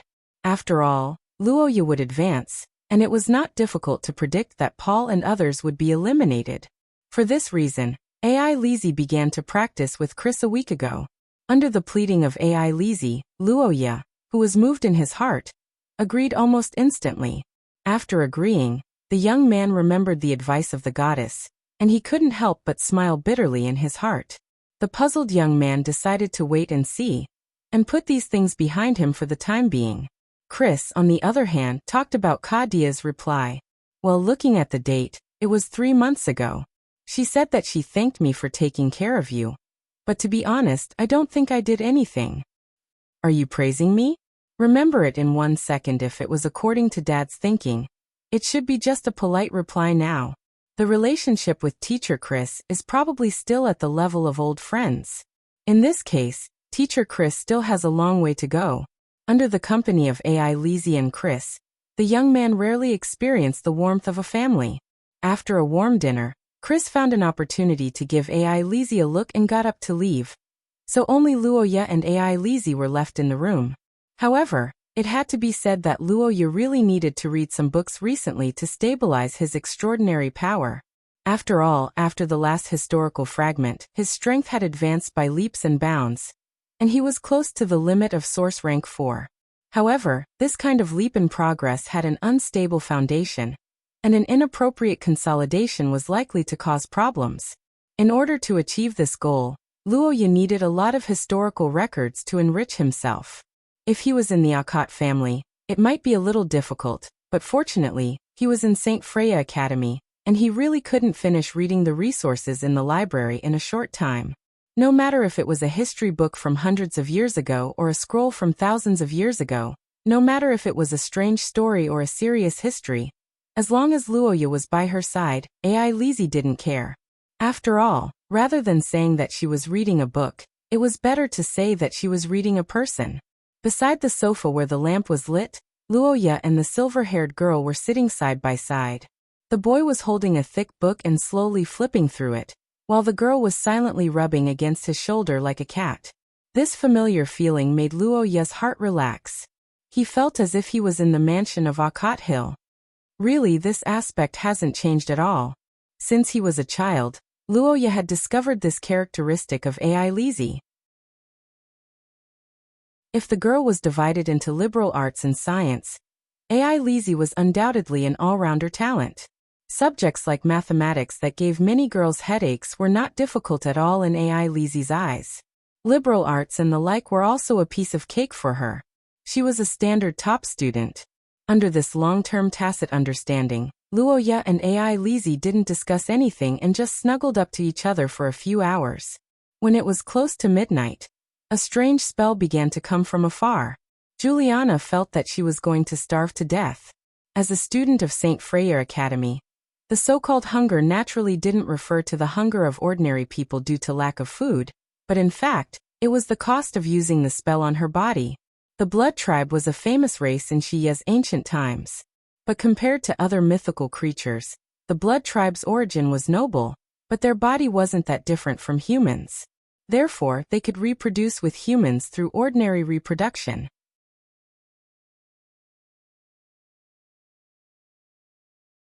Chapter 393. That night, due to the unexpected arrival of the girl, Ai Lizzie did not make any excessive requests to Luoya. Instead, she chased her away and went to sleep. That's right. For the current Luoya, sleeping in separate beds was already within her expectations. Fortunately, nothing unexpected happened throughout the night. When she woke up the next morning and felt the girl lying on her chest, Luoya even felt a trace of familiarity. Is it because I haven't seen Ai Lizzie for half a year? After the elimination of Selena, the Challengers Cup competition entered its most heated stage. The strongest contestants began their final battle, and St. Freya Academy inevitably began its internal strife. Even the transfer students from the Kingdom of Knights had to face off against their own people one by one. After that, Luoya still did not leave. Instead, she continued to watch the competition and quickly confirmed her next opponent, Gelt. After Gelt transformed into his giant form, he blasted all the trees into the sky with a heavy punch. Juliana completely lost the shadow that she relied on to move. She could only helplessly meet force with force, and naturally, she was defeated by Gelt's iron fist. And Gelt. In the midst of the thunderous cheers, the tall man waved his hand, and then turned his gaze to Luoya, who was in the audience seat of the Blue Rose Academy. The two of them looked at each other, their eyes cold and filled with battle intent. Will the versatile summoner Luoya emerge victorious? Or will the ancient bloodline giant Gelt continue his glory? The hottest competition of the Challengers Cup. Everyone, please place your bets. Time slowly passed in the midst of the burning fighting spirit of the two sides until the day of the competition. After a few days of rest, in the Leinster Battle Arena, the competition that had been hyped by various merchants for nearly a week finally began. As the two sides of the battle, the two of them did not communicate because they understood each other's stubbornness. Words alone would not be able to resolve the dispute between the two of them. Luoya even felt that words might be more effective against these giant bloodline users. The ninth field, Ash Desert. The Ash Desert was a terrain just like the literal meaning of its name. In the whole secret realm, there were only flying ashes similar to ashes after being burned and the sand of the desert terrain.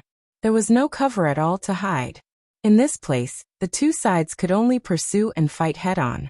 Under the expectant gaze of the audience, Luoya and Gelt entered the arena. After the baptism of dust and sand, the two figures appeared separately in the open desert, separated by thousands of meters. Gelt's bloodline came from the giants, but his origin substance wasn't the common power of the giants. Instead, it was trace. And just as the name implied, the Gust race's supernatural strength was, to a certain extent, traced back to the origin of their bloodline, which was the history of the giants. In order to gain more power, the Gust race had spent a lot of effort in researching this aspect, and the Gulen Daer was one of the discoveries they made during their research. On both sides of the desert, Luoya and Gelt didn't talk nonsense as they immediately unleashed their full strength.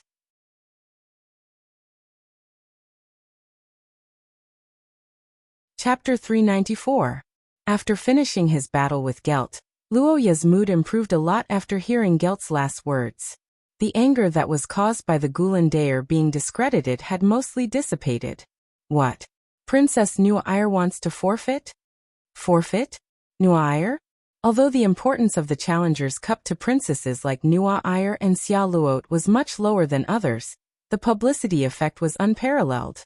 Moreover, it was already the semi-finals stage. How could they forfeit?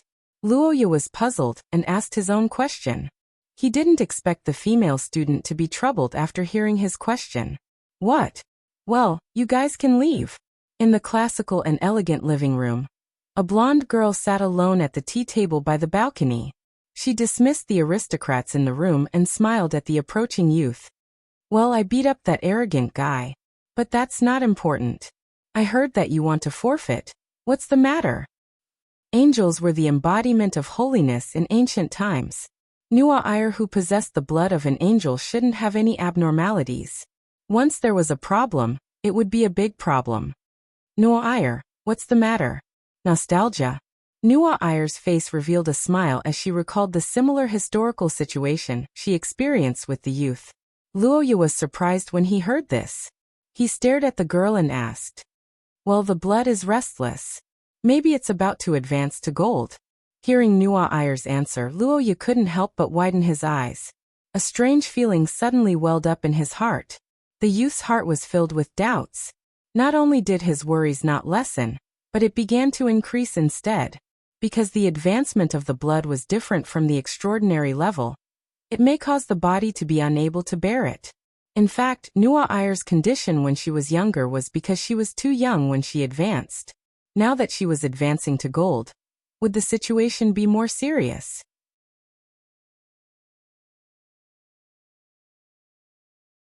Chapter 395. Although the exchange with Nu'a was heartwarming, the recent series of events around him made Luoya feel slightly uneasy. However, it had to be said that the doubts in the young man's heart were not supported by any actual situation, and seemed to be groundless fears. Soon after, Nua''s decision was made public by the tournament organizers. The Challengers Cup was not just a material reward. The winner would also receive great fame. This kind of fame transcended national boundaries, and had a huge impact on a person's future. Fortunately, the people of the theocracy still had a hope, and that was Luoya of the Akat family. After becoming the only contestant from his country, the young man gained a large number of supporters out of thin air. Nua''s incident had a great impact on the tournament, but no one expected that the incident would be overshadowed by an even more explosive piece of news just one day later.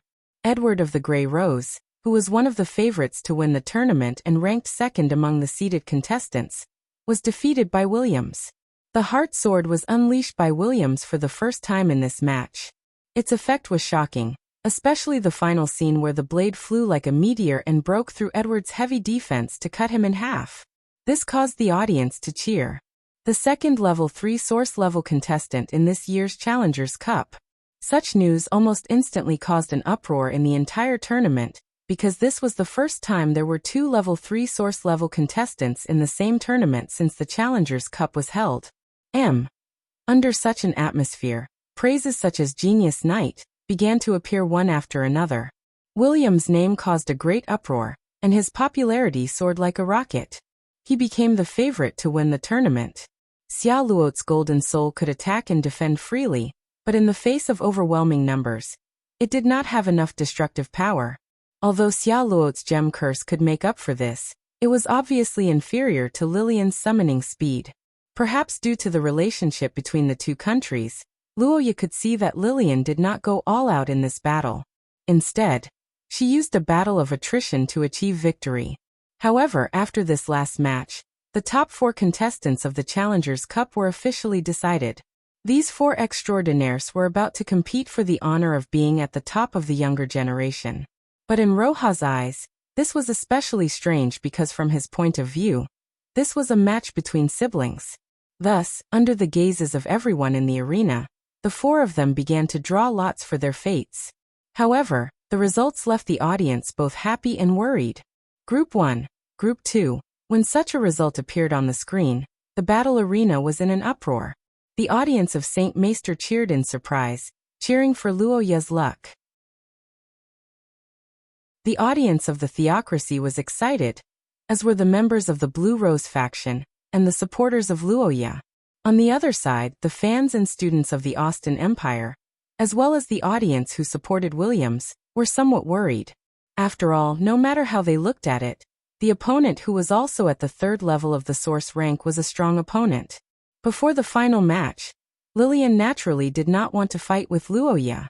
On the other hand, the match with Lilian was exactly what Williams wanted.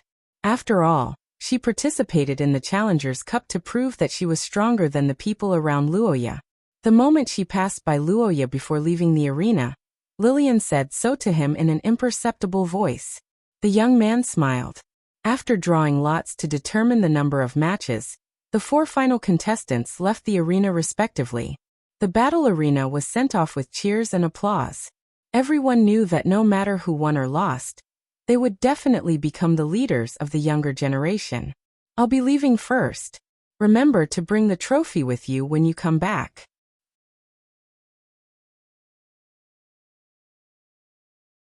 Chapter 396. Under the dim light of the butterfly dance pavilion, the reddish-brown-haired girl's emerald eyes narrowed slightly, and a blush appeared on her delicate face. She stretched out her slender white hand and gently placed it on the boy's chest. Her fingers intertwined as she measured Luoya's chest. Is it itchy? Looking at the young lady who mistakenly thought that her actions had tickled the boy, Luoya turned his head and denied. Xia Luo raised her eyes and stared at the boy in front of her for a while. Suddenly, she narrowed her eyes as if she had understood something. Not only did she not retreat, she instead took a step forward. With a teasing smile on her face, the reddish-brown-haired girl once again stretched out her hand and pointed at the boy's chest. Inch by inch, she began to measure his chest, but this time, the young lady was no longer focused on measuring. Instead, she seemed to unintentionally lean on the boy's body. "What's wrong, dear?" The boy, who didn't know what to say, was silent for a moment. He could only turn his face away again, but he didn't expect Xia Luo's warm breath to suddenly hit his neck again. The boy, who was complaining in his heart, resisted the throbbing in his heart. On the other side, the reddish-brown-haired young lady was getting more and more excited. She observed Luoya's increasingly red cheeks and resisted the urge to laugh. Unfortunately, it didn't take long for this heart-stirring prank to be discovered. "Xia Luo, is this the way to measure your chest?" Looking at the young lady, who was smiling in all seriousness, Luoya nodded with conviction and then said. The black-haired boy took a step forward and hooked Xia Luo's slender waist. Before the reddish-brown-haired girl could react, he approached her and began to breathe into the girl's small ear. The effect was extremely obvious. The girl, who was suddenly attacked, let out a short scream, but Luoya didn't stop. After enduring for a moment, Xia Luo had no choice but to open her mouth and beg for mercy. I was wrong, dear, please forgive me." The reddish-brown-haired girl who was attacked cried out in alarm. However, the boy, who was teased for a long time, didn't buy it. Under this playfulness, Xia Luo's body became more and more limp. Her cheeks flushed, and her breathing quickened until a sudden sound was heard. "Lord Xia Luo, what happened?" "Okay." After a bit of fooling around, Luoya's disappointment of losing the competition was much better. Seeing the young lady's happy face, Luoya's eyes, and then she reluctantly said goodbye to Luoya.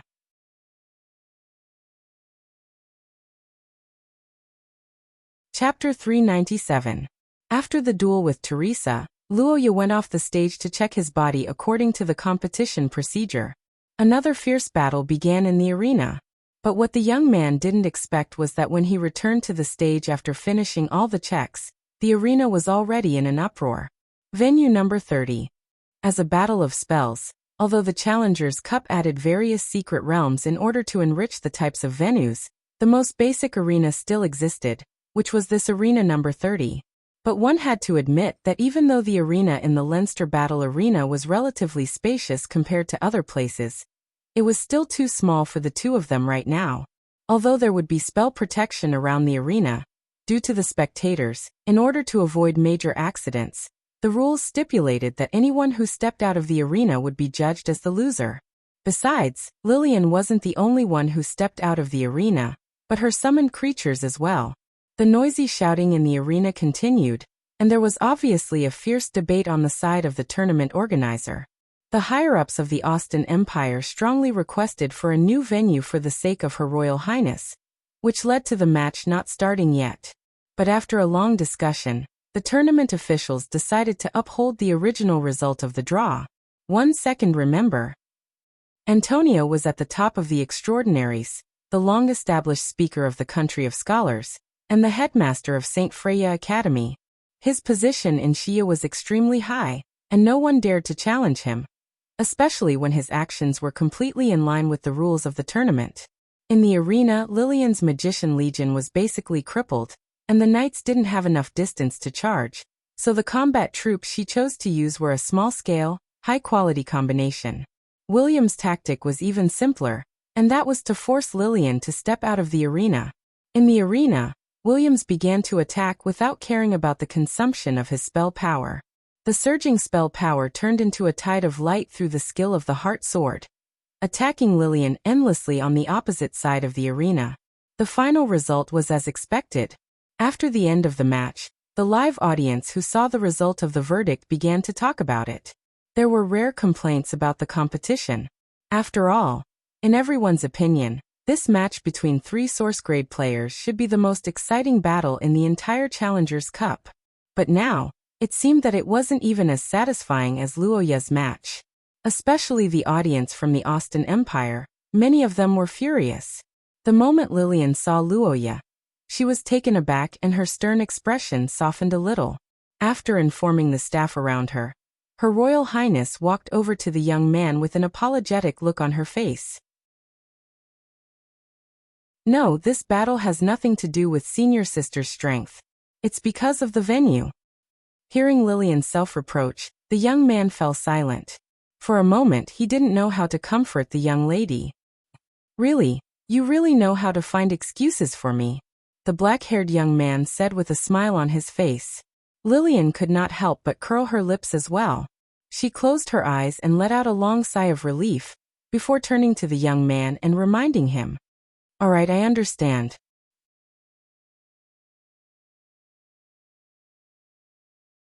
Chapter 398.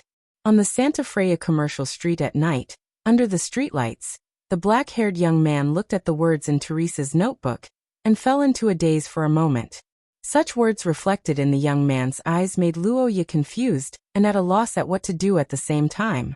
Currently, Xia was not in a large-scale war for the time being, and Luoya was the only son of the Marquis of the Theocracy. Where did this so-called hardship come from? However, your clan, that Teresa mentioned caught Luoya's attention. The Ard clan. To be precise, it's Mr. Luoya's ancestor, Wendy Ard. Suddenly hearing the name of an ancestor that he had never heard of before, the black-haired young man frowned and his gaze became a lot more serious. However, he did not expect Teresa to suddenly change the topic and ask a question that surprised Luoya. I've heard of it. It's an alliance formed by angels, dragons, and Highland elves, right? I've seen an ancestor who protected their great creation in a historical fragment before. Why? Is this matter related to the alliance of the three races? The pink-haired girl wrote silently, and told Luoyu a piece of unknown history of the three races in ancient times. In ancient times, as time passed and Xiya's environment changed, the mythical races gradually could not adapt to this world. They anxiously searched for a way to continue their bloodline, and finally set their sights on the human race that many prophecies said would become powerful. That was why there were so many alien bloodlines today. However, the prophecies of the alliance of the three races did not stop there. Whether it was the mother goddess or the savior, they had brought great disasters to the supernatural races in ancient times. Therefore, preventing them from reviving had always been one of the major goals of the Twilight Sage Association. Luoya had long been aware of this point, but the young man was not concerned about this point. Luoya frowned deeply as the figures of the two girls appeared in his mind. He took it seriously in his heart, but at the same time, he was a little puzzled because although this prophecy was important, it did not seem to belong to Luoya. That's right. Because at the end of the Second Era, Wendy Ard of the Ard clan once again accurately predicted this prophecy. This is also the reason for William's current situation. At the end of the Second Era, one of the scattered members of the Twilight Sage Association. She was a famous master of astrology and prophecy at that time. Almost all the members in the early days of the Kingdom of Knights were followers who were saved by her. In other words, the Kingdom of Knights was a country established by her knights. Hearing this, the black-haired young man couldn't help but widen his eyes. He finally understood why the Kingdom of Knights treated him so differently. But Wendy Ard and Ard's prophecy, Wendy's prophecy, Xi's but Wendy. Ardzes SSSS. SSS. But even when she was dying, Luoya, this great ancestor, was still worried about the future of the people around her. And because of that, she used her unparalleled talent to predict the fate for the last time. The prophecy was the prophecy of the destruction of the Three Races Alliance, and the future of the Ard clan who had always been fighting against them. The prophecy was about the time of the destruction of the Three Races Alliance. Wendy predicted that it would happen 1,000 years later, and that the Ard clan's inheritance would be severed. The bloodline awakened would face great danger. However, the prophecy about the specific situation of the Ard clan was very chaotic. First prophecy: the descendants of the Ard clan will fall into depravity. They are in great danger. Stay away. Third prophecy: the descendants of the Ard clan will die in an academy under the witness of the successors of the Three Races.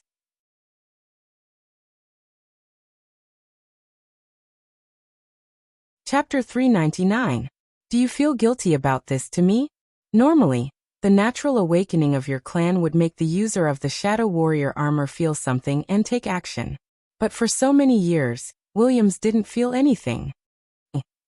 As for the so-called guilt, Luoya didn't even know where to start.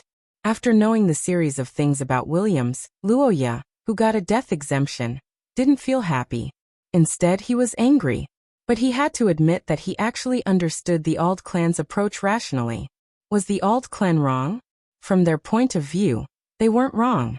The users of the armor were obviously voluntary. They must have received great kindness from the Ald clan, and were willing to repay with their lives. The purpose of doing this was only to prevent the sudden death of their clansmen, due to the awakening of their bloodline. Remember, under the street lamp, the black-haired boy opened his eyes. He looked at the girl beside him calmly and said softly, "Why, Williams is very strong. He must be of great help to Mr. Luoya, right?" Facing Luoya's sudden question, the pink-haired girl's pen paused. She blinked and didn't know how to answer for a moment. The black-haired boy saw this and smiled faintly. Looking at the starry sky in the distance, the black-haired boy sighed under Teresa's surprised gaze and said, "The reason is very simple. Because we are warriors who resist fate. We resist the fate of certain death, the fate of the decline of our clan, and the unfortunate fate of our loved ones. We are in a desperate situation, but we will never bow to fate. This is our spirit and also our glory. Because of this, Akkad can survive for thousands of years after its inheritance was cut off." The young man's resolute voice caused the girl beside him to widen her eyes. On the other side, the white-haired witch silently chanted the hero's name as the corner of her lips curled up. The Earth Mother closed her eyes in peace. In the blood-colored plains, the eyes of the gigantic skeleton burst out with radiance. That was the praise from a warrior who was equally as great. Luoya didn't deny the concerns and actions of the ancestors of the Ald clan. However, as the saying went, there were things that a great man should and shouldn't do. Luoya wouldn't back down on some choices. But Williams is very stubborn. I don't think he'll give up on bringing you away. He thinks it's his duty and his goal. I hope that he can choose again, and choose his own goal. That's right. If his purpose is to become a guardian of the past prophecy, then our differences will probably always exist. I will also insist on rejecting him. But if his purpose is to become someone who can travel together with me and fight alongside me, then I will use the way of the country of knights to let him understand that his fate has changed and meaningless sacrifices are no longer necessary. Well then, Miss Teresa, let's call it a night. Thank you for telling me all this. Hearing the words of the pink-haired girl, Luoya nodded slightly and turned around to leave the commercial street. Teresa smiled at the young man's back until Luoya completely disappeared. Then, she turned her gaze to a corner behind her. And under her gaze, the young girl in a cloak and full of armor finally appeared. He should have noticed it too. Your presence is too unique. After several interactions, Teresa actually had the intention to understand Luoya's character. Today's conversation was also based on the premise that Teresa believed that Luoya wouldn't accept William's self-sacrifice. And the reason was simple. As an elder sister, Teresa didn't want her distant relative to have such an ending. Every time she saw Williams in this state, Teresa, who used to play with him when they were young, would feel heartache. Both of them had the bloodline of dragons. She, who was known as the Princess of Curses, lived a luxurious life and was loved by the people. However, a real princess couldn't even wear a dress. How is it, Mina? Are you happy? Didn't I say that he wouldn't leave you alone? The young girl in armor lowered her head, not knowing how to react. Teresa smiled and wrote, "What? Noble and proud, fearless and powerful. Isn't this the spirit that a knight pursues?" Thinking so, the young girl ridiculed the young man's duplicity in her heart. She had to admit that Luoya's performance in the previous battle had trampled on the young girl's points. It was also because of this that Williams hid in a panic and only dared to show himself after leaving. What's left was a true competition of strength. Before such a major competition began, the contestants would deliberately avoid contact.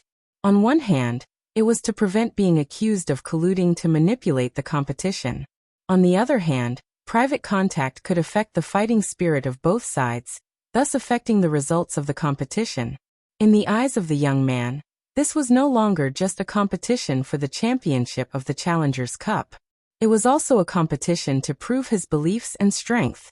His opponent wasn't just Williams, but also the will left behind by Alfred from 1,000 years ago, which was no longer in line with the times. Due to the controversial nature of the previous match between Williams and Lillian, the reputation of the tournament organizers had taken a hit. Regarding this, the tournament planners had to actively deal with public relations, and the method was to divert the attention of the public to the next match. Although the battle between Luoya and Williams wasn't as eye-catching as the battle of the century, or the clash of the two strongest geniuses due to the difference in their strength, it was fortunate that Luoya's performance throughout the competition was outstanding. Many spectators in the Austin Empire believed that Lillian's match was rigged. A considerable number of them were antagonistic towards Williams, so they hoped that Luoya would win. But it must be said that these spectators in the Austin Empire weren't Luoya's supporters. To be precise, they supported anyone who wasn't Williams to become the champion. This year's Challengers Cup was the only one where the age of participants was lowered. But after the cruel elimination, the two contestants who made it to the finals were both first-year students.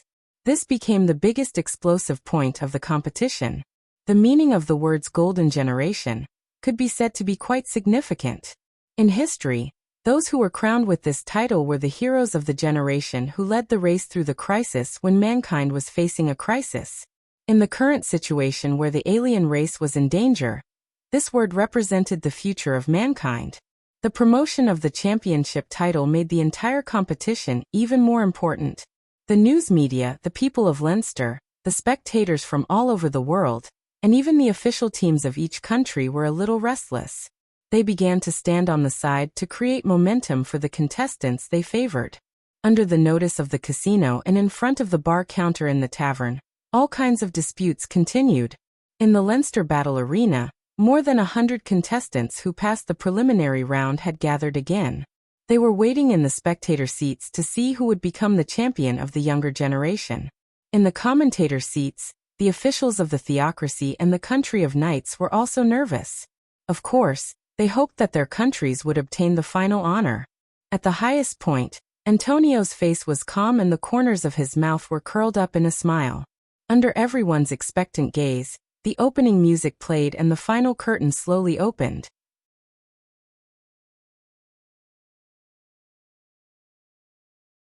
Chapter 400. Leinster, the capital of the Kingdom of Scholars, was now deserted. Amidst the majestic music, the Leinster Coliseum welcomed the main characters of the building with the highest level of etiquette. For carriages specially prepared to welcome the contestants drove into the arena, and the audience cheered in unison. In the Rose faction, Paul and Gerlach led their members to cheer loudly for Luoya, who entered the arena. Next door, Sia Luot, who was surrounded by the nobles of Rochet, did not perform divination today. Instead, she chose to witness everything with her eyes. With the vast terrain, Lillian's army spread out smoothly, while Teresa used spells to shift to the air to fight. The battle of attrition between the two sides was quite intense. In the end, Lillian secured victory with the great spell of the Magician Legion. Under the watchful eyes of the audience, the black-haired young man and the knight in heavy armor finally entered the arena. At the same time, the cheers of the supporters of both sides rang out. The overly loud sound once overwhelmed the voice of the tournament organizers, forcing the tournament host to wave his hand to calm the crowd. Don't worry, give it your all. This is a once-in-a-lifetime match. No matter what, we shouldn't leave any regrets here. To hold back in this final match was not only disrespectful to the audience, but also to the other contestants who had fought in the tournament. William seemed to agree with this point. Well, then let's decide with victory or defeat, whether it's your fate or mine. Due to the fierce battle of the Challengers Cup, the contestants with powerful curses often suffered excessive injuries.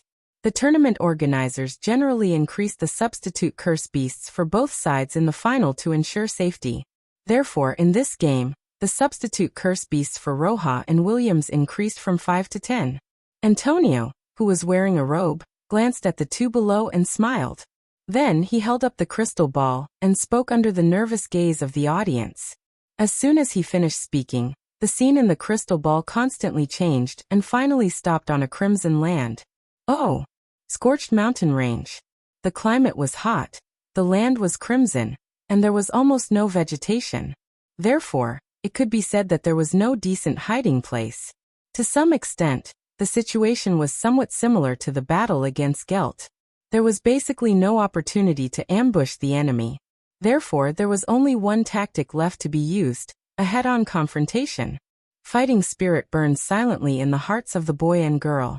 The responsibility that had been instilled in them for many years conflicted with the personal desire in the bottom of their hearts, making Williams long for Luoya to give her an answer.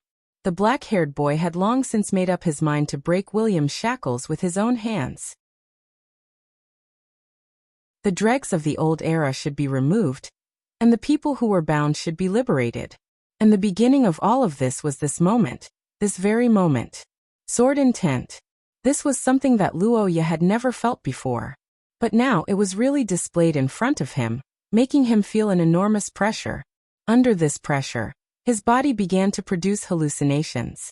Luoya had a vague premonition that William's heart sword was about to reach its peak.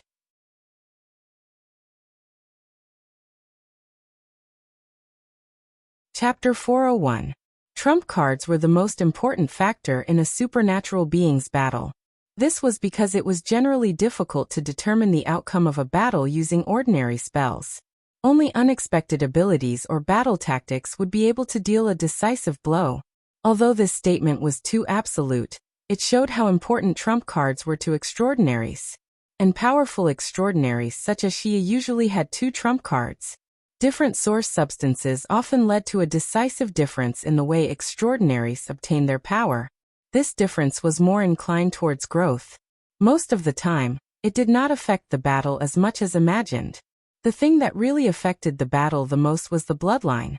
Among William's trump cards, one was the heart sword that he had tempered with his willpower for many years, the other was courage, one of the 3 most suitable origin substances for battle. And the last was the giant dragon bloodline that he had inherited from ancient times. In front of him, Petra's curse flame stream had turned into a raging fire, and a burning heat wave swept across the already scorching land. However, in the center of the flames, William's curse reaction not only did not decrease, but also expanded like never before. Amidst the burning lava from the earth's core, a pair of golden eyes lit up under the blazing flames. At the moment it opened its eyes, a pressure that belonged to ancient mythical creatures came from afar, as if it could topple the mountains and overturn the seas. It spread out its wings, and the scorching lava was easily split apart like it was a toy, completely exposing its majestic body to everyone's eyes. The judges of the tournament were speechless as they watched the video. The department in charge of the arcane realm was very nervous. The rising spell reaction was as awe-inspiring as the majestic appearance of the giant creature, but it also made the arcane realm very uneasy. In the scorched mountain range, Luoya looked into the distance with a serious face. As the only person who faced the dragon's pressure head-on, he knew better than anyone else how terrifying Williams was. Atavistic bloodline. This was the truth behind Williams' incomprehensible power. The giant dragon constructed with this powerful bloodline ability was almost the same as a real giant dragon. Thousands of meters away, the dragon and the black-haired young man looked at each other. Both sides knew that they could no longer fight a war of attrition. A strange silence fell. Neither Williams nor Luoya acted rashly, but the spell power in the arcane realm began to gather around them. The audience in the arena returned to their seats after the commotion, nervously waiting for the two to make their next move. Time went by, but the situation on the battlefield did not change much except that Luoya removed Peitila's appearance. The dragon and the giant faced each other from afar. The atmosphere became more and more tense as time passed. Roar! The black-haired youth raised his head under the all-destroying dragon flames. His golden eyes lit up as if they were burning. His voice was calm as he recited his final trump card, which also changed the world. Under the impact of the curse, the origin substance of the crown trembled violently, and the crown stone exploded with a dazzling light. The figure of an ancient, destructive civilization flashed behind the young man, as if it had reappeared in the world. The moment he spoke, the scorched earth seemed to have been extinguished, and the sky began to change color. An explosive cold air rushed into the sky, freezing everything. Boom! The two completely different types of destruction consumed each other. A vortex of spell power was born between heaven and earth. The battle between the two of them was far beyond the level of an ordinary source grade 3. The entire arcane realm shook violently. The staff outside the arena panicked. The monitoring department was also in a mess. However, at the highest point of the arena, the white-haired old man who was watching the video did not stop the battle.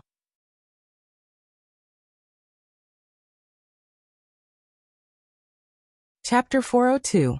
Williams had a dream. At that time, the girl didn't have powerful supernatural abilities. She wore a white dress and played with Sister Teresa on the grass. She was as lively and free as most children of her age. They walked through the garden and played in the palace. Heavy and ugly, the girl didn't want to wear such things, but for the prophecy 1,000 years ago, for the mission of her family, she still reached out her hand. "What are you going to do?" Hearing the question in her ear, the girl looked at the black-haired and golden-eyed child who appeared out of nowhere. After thinking for a moment, she answered, "No, that kind of thing, I don't need it." Everything nearby gradually glowed in her footsteps and finally disappeared. "Are you awake?" In the final confrontation, Williams's heart sword and Luoya's frozen earth power conflicted. Under the two different forces, neither side had any means of defense. The only choice was to attack with all their might. Both of them knew that whoever smashed all the other substitute curse vessels first would win the final victory.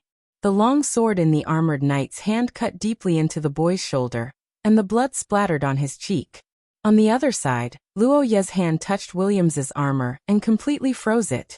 However, even if both sides had caused excessive damage to each other, Williams knew that she had lost.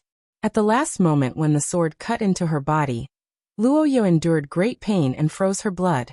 Williams's full blow was sealed at this point. The frost froze the girl's body along the sword and Luoya's palm. Williams didn't regain her consciousness until the boy retracted it. The outcome was settled. Looking at the pale boy, Williams had a complicated thought.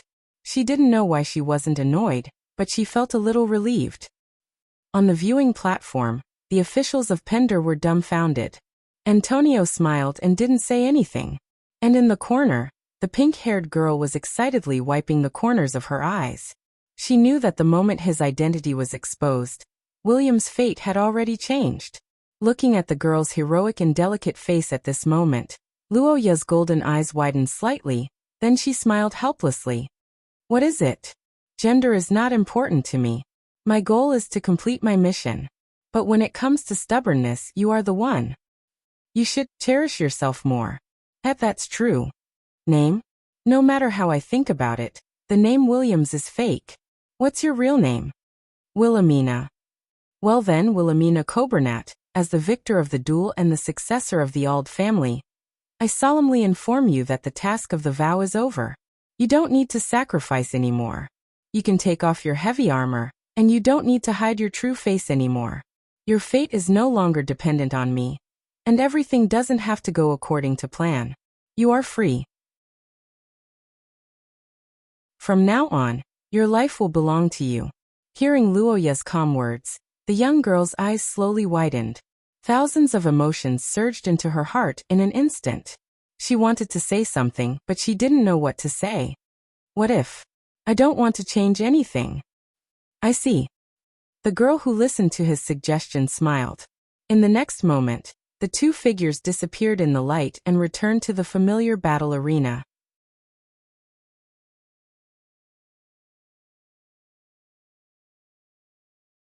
Chapter 403. In the dazzling light, the black-haired boy and the armored girl returned to Leinster's arena. Both of their substitute curse vessels were damaged. They were exhausted and scarred. However, what they didn't expect was that they were greeted with deafening applause and cheers that had never been seen in the arena before. Whether it was Luoya's use of ancient mystic arts to forcibly break the level limit, William's bloodline materialization, or the battle between the giant dragon and the giant, everything was too shocking. In the end, Williams exposed his true form, which brought a hint of romance to the battle, making countless girls in the audience excited. After the mythical battle, the final winner was not Williams, who was Source Level 3, but Luoya, who was Source Level 4. This result was also unprecedented. Before this, there had never been a Source Level 4 victory over Source Level 3 in the Challenger Cup. If this battle was an exciting war blockbuster in the eyes of ordinary people, then in the eyes of these professionals, it was a popular science video. No matter who it was, even the powerful Antonio would gain something in such a battle. In the arena, Luoya slowly retracted the frozen earth, and Williams also let go of the sword hilt. Then the medical staff of the competition swarmed up and performed emergency treatment on the two. It's not even a fatal wound. There's nothing to be afraid of. Instead, it's the side effect. I hope it doesn't come too soon. The championship is not over after the battle. I have to receive the award later. Quick! Stop the bleeding. At the request of the medical staff, Luoya, who wanted to leave the arena by himself, could only lie down and be sent away. Until Luoya and Williams left the arena, the cheers in the arena finally subsided slowly. After the final between Luoya and Williams ended, the arena entered a short preparation time. Various shows were performed in the arena for the audience to pass the time. After nearly an hour of waiting, the Challenger Cup finally entered the awarding stage. This was also the reason why more than 100 contestants were invited today. Amidst this respectful and courteous reception, the thick and heavy doors of the battle arena opened once again. The crimson-red carpet flowed like a river towards the towering rostrum. The ceremonial soldiers armed to the teeth entered in 2 rows, standing on both sides of the carpet to form a corridor. When the girl appeared, there were enthusiastic cheers and applause in the arena. In the face of so many supportive audience, Williams also waved his hand, which set off another climax in the arena. After that, Teresa, Xiaoluot, and the others entered the arena one by one. The tall Gelt, the mysterious and elegant Juliana, the steady gray Rose Edward, and the highly popular top 8 contestants led more than 100 contestants into the arena. Many of the spectators, especially the Leinster locals, had watched the Challengers Cup more than once. With a lot of experience, they knew that this year's Challengers Cup was far more exciting than the previous years. The biggest difference was the participation of the younger generation of the Country of Knights, which brought too many surprises to the spectators of various countries. In the cheers of the Golden Year, more than 100 contestants came to the official viewing platform. The representatives of the schools and the higher-ups of the academies came one by one with different badges in their hands and handed over the medals that represented honor to the contestants. At this time, Luoya was dressed in formal attire. After a round of emergency treatment, the wounds on the young man's body had healed, but the lost blood and spell power could not be replenished immediately. Antonio looked at Luoya, who still looked a little pale. He stretched out his hand and cast a few spells. Under the light, the young man looked a little better. The smiling dean also began his speech to the audience.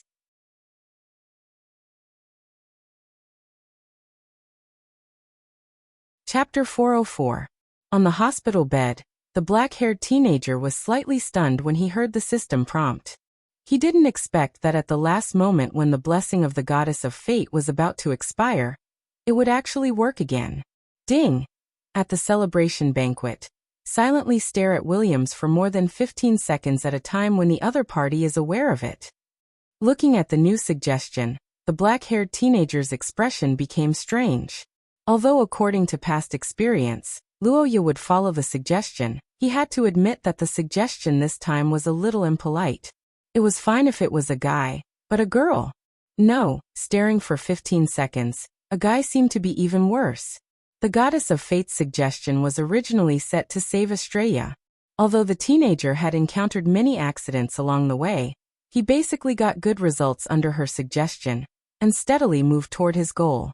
After winning the Challenger's Cup, Luoya felt that it was time to end it.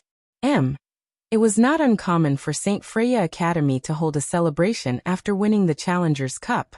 It was even a tradition of the Academy, so the relevant preparations had been made long ago.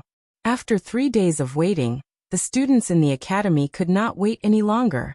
Before evening, the carriage specially prepared by the Academy was waiting outside the Blue Hall. After dressing up, Luoya, who was wearing a formal dress, finally put down his trophy and went to the banquet venue accompanied by Paul and Gerlach. Looking at the students shouting and waving on both sides of the road, Luoya couldn't help but smile bitterly. At the same time, he felt the strong influence of the title of Challengers Cup champion among the young people. In this game, thousands of spectators became his supporters. The title of Challengers Cup champion and honorary baron of the 5 countries was brought to Shia with the officials and spectators of various countries returning home. The battle between him and Williams would become a classic in the hearts of tens of thousands of people, and a topic of conversation in the future, further spreading his name. Winning the Challengers Cup champion would bring great prestige. This was already known to the world. This kind of prestige was not determined by unchangeable things such as birth, but by hard work and hard work. Therefore, it was recognized by people. However, it had to be said that this year, Luoya's popularity was even higher than the previous winners. It even exceeded his own expectations, especially in the Saint Maester theocracy. His reputation was like the sun in the sky. The black-haired boy thought helplessly. Then, he couldn't help but think of the task that Miss Angel had given him before she left. Now that he had successfully obtained the trophy, Luoya's task could be considered completed. All that was left was to pray that Nuwa Iyer would proceed smoothly. The event had yet to officially begin, but the banquet hall was already bustling with noise and excitement. The contestants from St. Freya's Academy arrived one by one, and there was no lack of seated contestants among them. Luoya's arrival was very sudden. It was like throwing a stone into a calm lake, stirring up waves. After the nobles of the theocracy rushed over, Xia Luo was the first to come over and show concern for Luoya's health. The boy responded seriously, and the young lady, who had been worried for the past few days, finally felt relieved. Perhaps it was because of Lillian's lead, or perhaps it was because the Challengers Cup champion title had changed Greenrose Green's view of Luoya. This time, the second-year ring-bearer chatted with Luoya for a while, but their conversation was still a little stiff. On the other hand, Grey Rose Edwards' communication skills were much better. Well, now that the border is actively preparing for war, the benefits of the soldiers in various countries are increasing. There are too many graduates from Leinster, and the competition is too fierce, so the benefits are decreasing. Although Leinster's extraordinaires had a lot of research results, they were still in the rear. Compared to the front lines, it was naturally safer and more comfortable. Under such circumstances, if the benefits were still higher than the front lines, the number of high-ranking extraordinaires on the front lines would definitely decrease.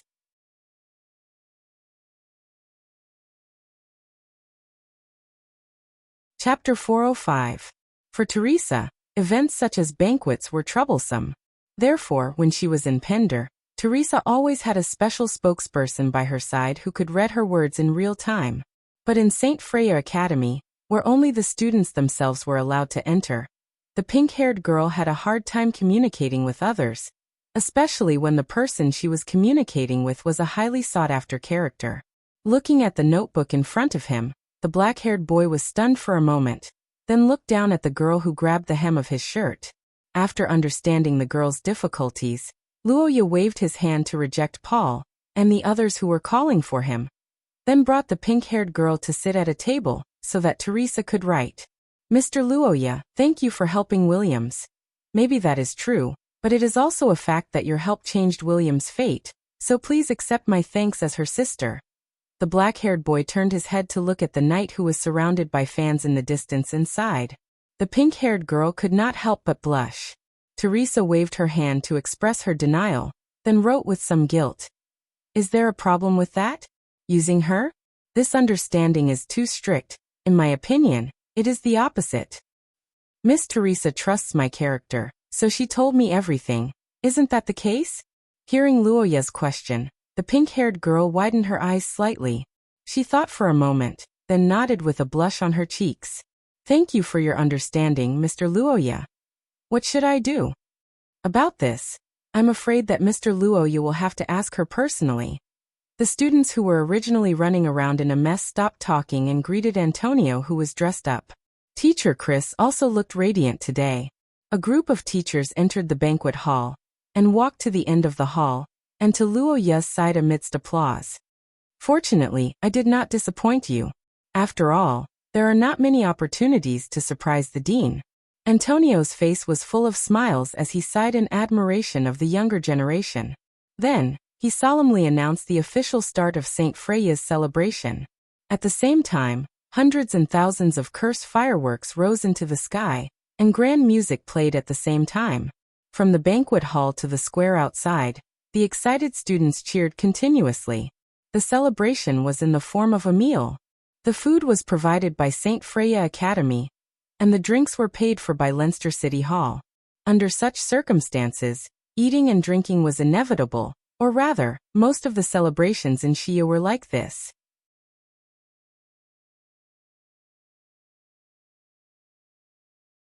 Chapter 406. Under the moonlight, Luoya looked at the smiling girl in front of him. He thought for a while and called out her name softly. Yes, it's me. I don't really care about names, but if there's anything that needs to be changed, I think it's a good idea to start with this name. But even so, it's impossible to make everyone change their names all of a sudden. After all, it's been so many years. I want to start with those close to me. Luoya said and bowed to Wilhelmina. The girl looked away embarrassedly. The young man smiled and thought for a while before asking a serious question. No, we plan to stay here. I say, do you not welcome us? The black-haired young man waved his hand and explained. After hearing Wilhelmina's answer, he felt a lot more relaxed. No matter what the reason was, it was a fact that Wilhelmina had endured torturous training for him. It was also a fact that she was willing to sacrifice herself for him. Although it was all arranged by the ancestors of the Auld family, Luoya, the beneficiary, couldn't be indifferent. As for Brittany, he had an agreement with her. She had a close relationship with his subordinate, Gerlach, and would probably join the consulting department in the future. He didn't have much contact with Stuart, but Luoya had a few words with him. At least their communication was friendly. Of course, there was a more important reason. Luoya felt that the country of knights was too isolated. The descendants of the Twilight Sage Association were rare talents. They had the potential to become the strongest in Shia. No matter if it was fame or resources, they deserved more. The Golden Generation? Indeed, reputation is important to knights. But the main reason why we're staying here is because of you. Of course.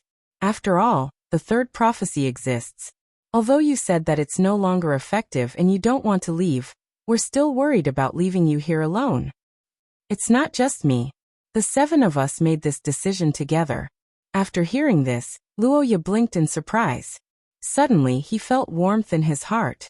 On the other hand, the girl hesitated for a long time and brought up the old topic again. Yes, I can. Are you not welcoming me with this reaction? Speaking of which, isn't this similar to how I was before? No, I'm just a little surprised. Speaking of which, why did you suddenly join? Yeah, I agree with that. Luoya's prophecy was naturally not the 3 prophecies about himself, but the prophecy of Wendy Ald's prophecy about the alliance of the 3 races 1,000 years ago. which was the so-called prophecy of destruction. Wilhelmina's third prophecy about Luoya had failed, so she was a little optimistic about the prophecies of her ancestors. But Luoya, who knew the truth, did not dare to let his guard down. Strictly speaking, all three prophecies were correct. Luoya personally felt that the possibility was not high. Difficulties existed, but they were definitely not a dead end. This was the experience that Luoya had summed up after many years of struggle. But it had to be said that this time, the difficulty was a little big. Perhaps they would need more strength and more preparation to overcome it. For this reason, Luoya wanted to propose some suggestions. Min, what is Min Na? Don't randomly call other people by their names. No, it's not that I dislike it. It's just that I'm not used to it. Speaking of which, who are the other people you're talking about? It's Nuwa Iyer and the others. I want them to join as well. After hearing Luoya's suggestion, Wilhelmina fell into a rare silence. Obviously, she was a little conflicted about the girls around Luoya. Seeing this, she said, no matter if it's the theocracy or Rose, they are all big countries under Shia. They shouldn't drag down the knight's country. Instead, they should be able to complement each other. Of course, I understand your worries. They might not believe in a prophecy without any evidence. But fortunately, I have some influence in the theocracy and Rose. Under Luoya's persuasion, the girl finally relented a little. She looked at the young man with a serious expression and said, well, I understand that. The others may not be able to do it, but I think they can. The four of them had no problem in terms of stance or willingness, so Luoya could ask the girls to join without hesitation. However, Luoya didn't want to involve the others who were close to Luoya. As the protagonists' team in the original work, Luoya estimated that they wouldn't be able to escape in the future. Everyone was doing this for the future of mankind, and the final outcome was likely to be the same. So he wasn't in a hurry. Saving Estrid was Luoya's initial goal. According to Antonio, the knight's country didn't agree with his research on Dream of Chaos, fearing that it would lead to the awakening of the savior. However, Luoya, who had contact with Estrid in that era, knew that the two had nothing to do with each other. He had to save Estrid, but he was afraid that he would have to wait until Wilhelmina, Luoya, and the others had more say, and the right to speak was linked to strength, so in the end he still had to have real ability. Luoya returned to the banquet hall first, while Wilhelmina went to put on her armor again. At this time, after Antonio and the other teaching staff left the hall, the originally reserved students started to have fun. The extraordinaries had a high degree of body mutation and had a strong endurance, so most of them were good at drinking. As the protagonist, Luoya was naturally dragged into the party. It was understandable that the knight's country had its customs, not to mention that as a member of the royal family, it was even more admirable to take the lead in following the chivalry and principles. With this reason, the firepower of the girls was greatly reduced, leaving only Luoya to charge. More than an hour later, Luoya finally finished dealing with all the excited students. The young man spent the rest of the time chatting with Xia Luot and the others until midnight, when the celebration officially ended. After the celebration, St. Freya's Academy entered a 2-day break. The indulgent students were able to adjust a little so that their normal lives would not be affected by the hangover. After 3 days of revelry, the whole city of Leinster finally exhausted the remaining excitement of the Challengers' Cup and gradually calmed down. As the tourists left, the merchants also entered a rest period after high-intensity work. The whole city seemed to have changed from young people dancing in nightclubs to middle-aged people soaking in goji berries in thermos cups. The biggest reward of the Challengers' Cup champion was naturally the influence brought by the reputation and the noble title of the 5 countries, but the material rewards were also equally rich, such as the commission of municipal taxes during the event. One of the reasons was naturally that with the development of the times, the people of various countries were getting richer. Another reason was the existence of transfer students from the knight's country, which led to more people coming to watch the competition, especially the nobles from Pender. Of course, the most important thing was that the competition was really exciting. How long had it been since the Challengers' Cup? It had only been a little more than 2 months, including the preparation before and after. and the tax revenue had exceeded the million gold coins mark. This was daylight robbery. Cities were just like people. If one wanted to be rich, there had to be something different. Perhaps it had to follow the tide of history, or it had to have some unique skills. Leinster was a typical city where educational resources were concentrated. It was unique and irreplaceable. And this accumulation began 1,000 years ago. The first school year lasted from the beginning of spring to autumn. The final exams had long ended before the Challengers' Cup began. And after the largest competition of the younger generation came to an end, the students of St. Freya's Academy finally welcomed the first school year break. The winter break and summer break were designed to avoid the coldest and hottest seasons, but the problem was that the students of St. Freya's Academy came from various countries. If it was really a semester system, many of them would have to go back and forth between home and the academy for half a year. Therefore, St. Freya's Academy's break was from the end of autumn of the first year to the beginning of spring of the second year. This half a year was more suitable for all the students, and at the beginning of the year, the nobles had to do and participate in many activities, such as leading the people in winter and various New Year's parties. Luoya, on the other hand, had other things to do, such as taking advantage of this last time to meet someone he would not be able to see for the next half a year. Lillian Ackerman. You're tuning in to the Earbook Haven YouTube channel. Don't forget to subscribe and join us on this journey to catch the most captivating stories.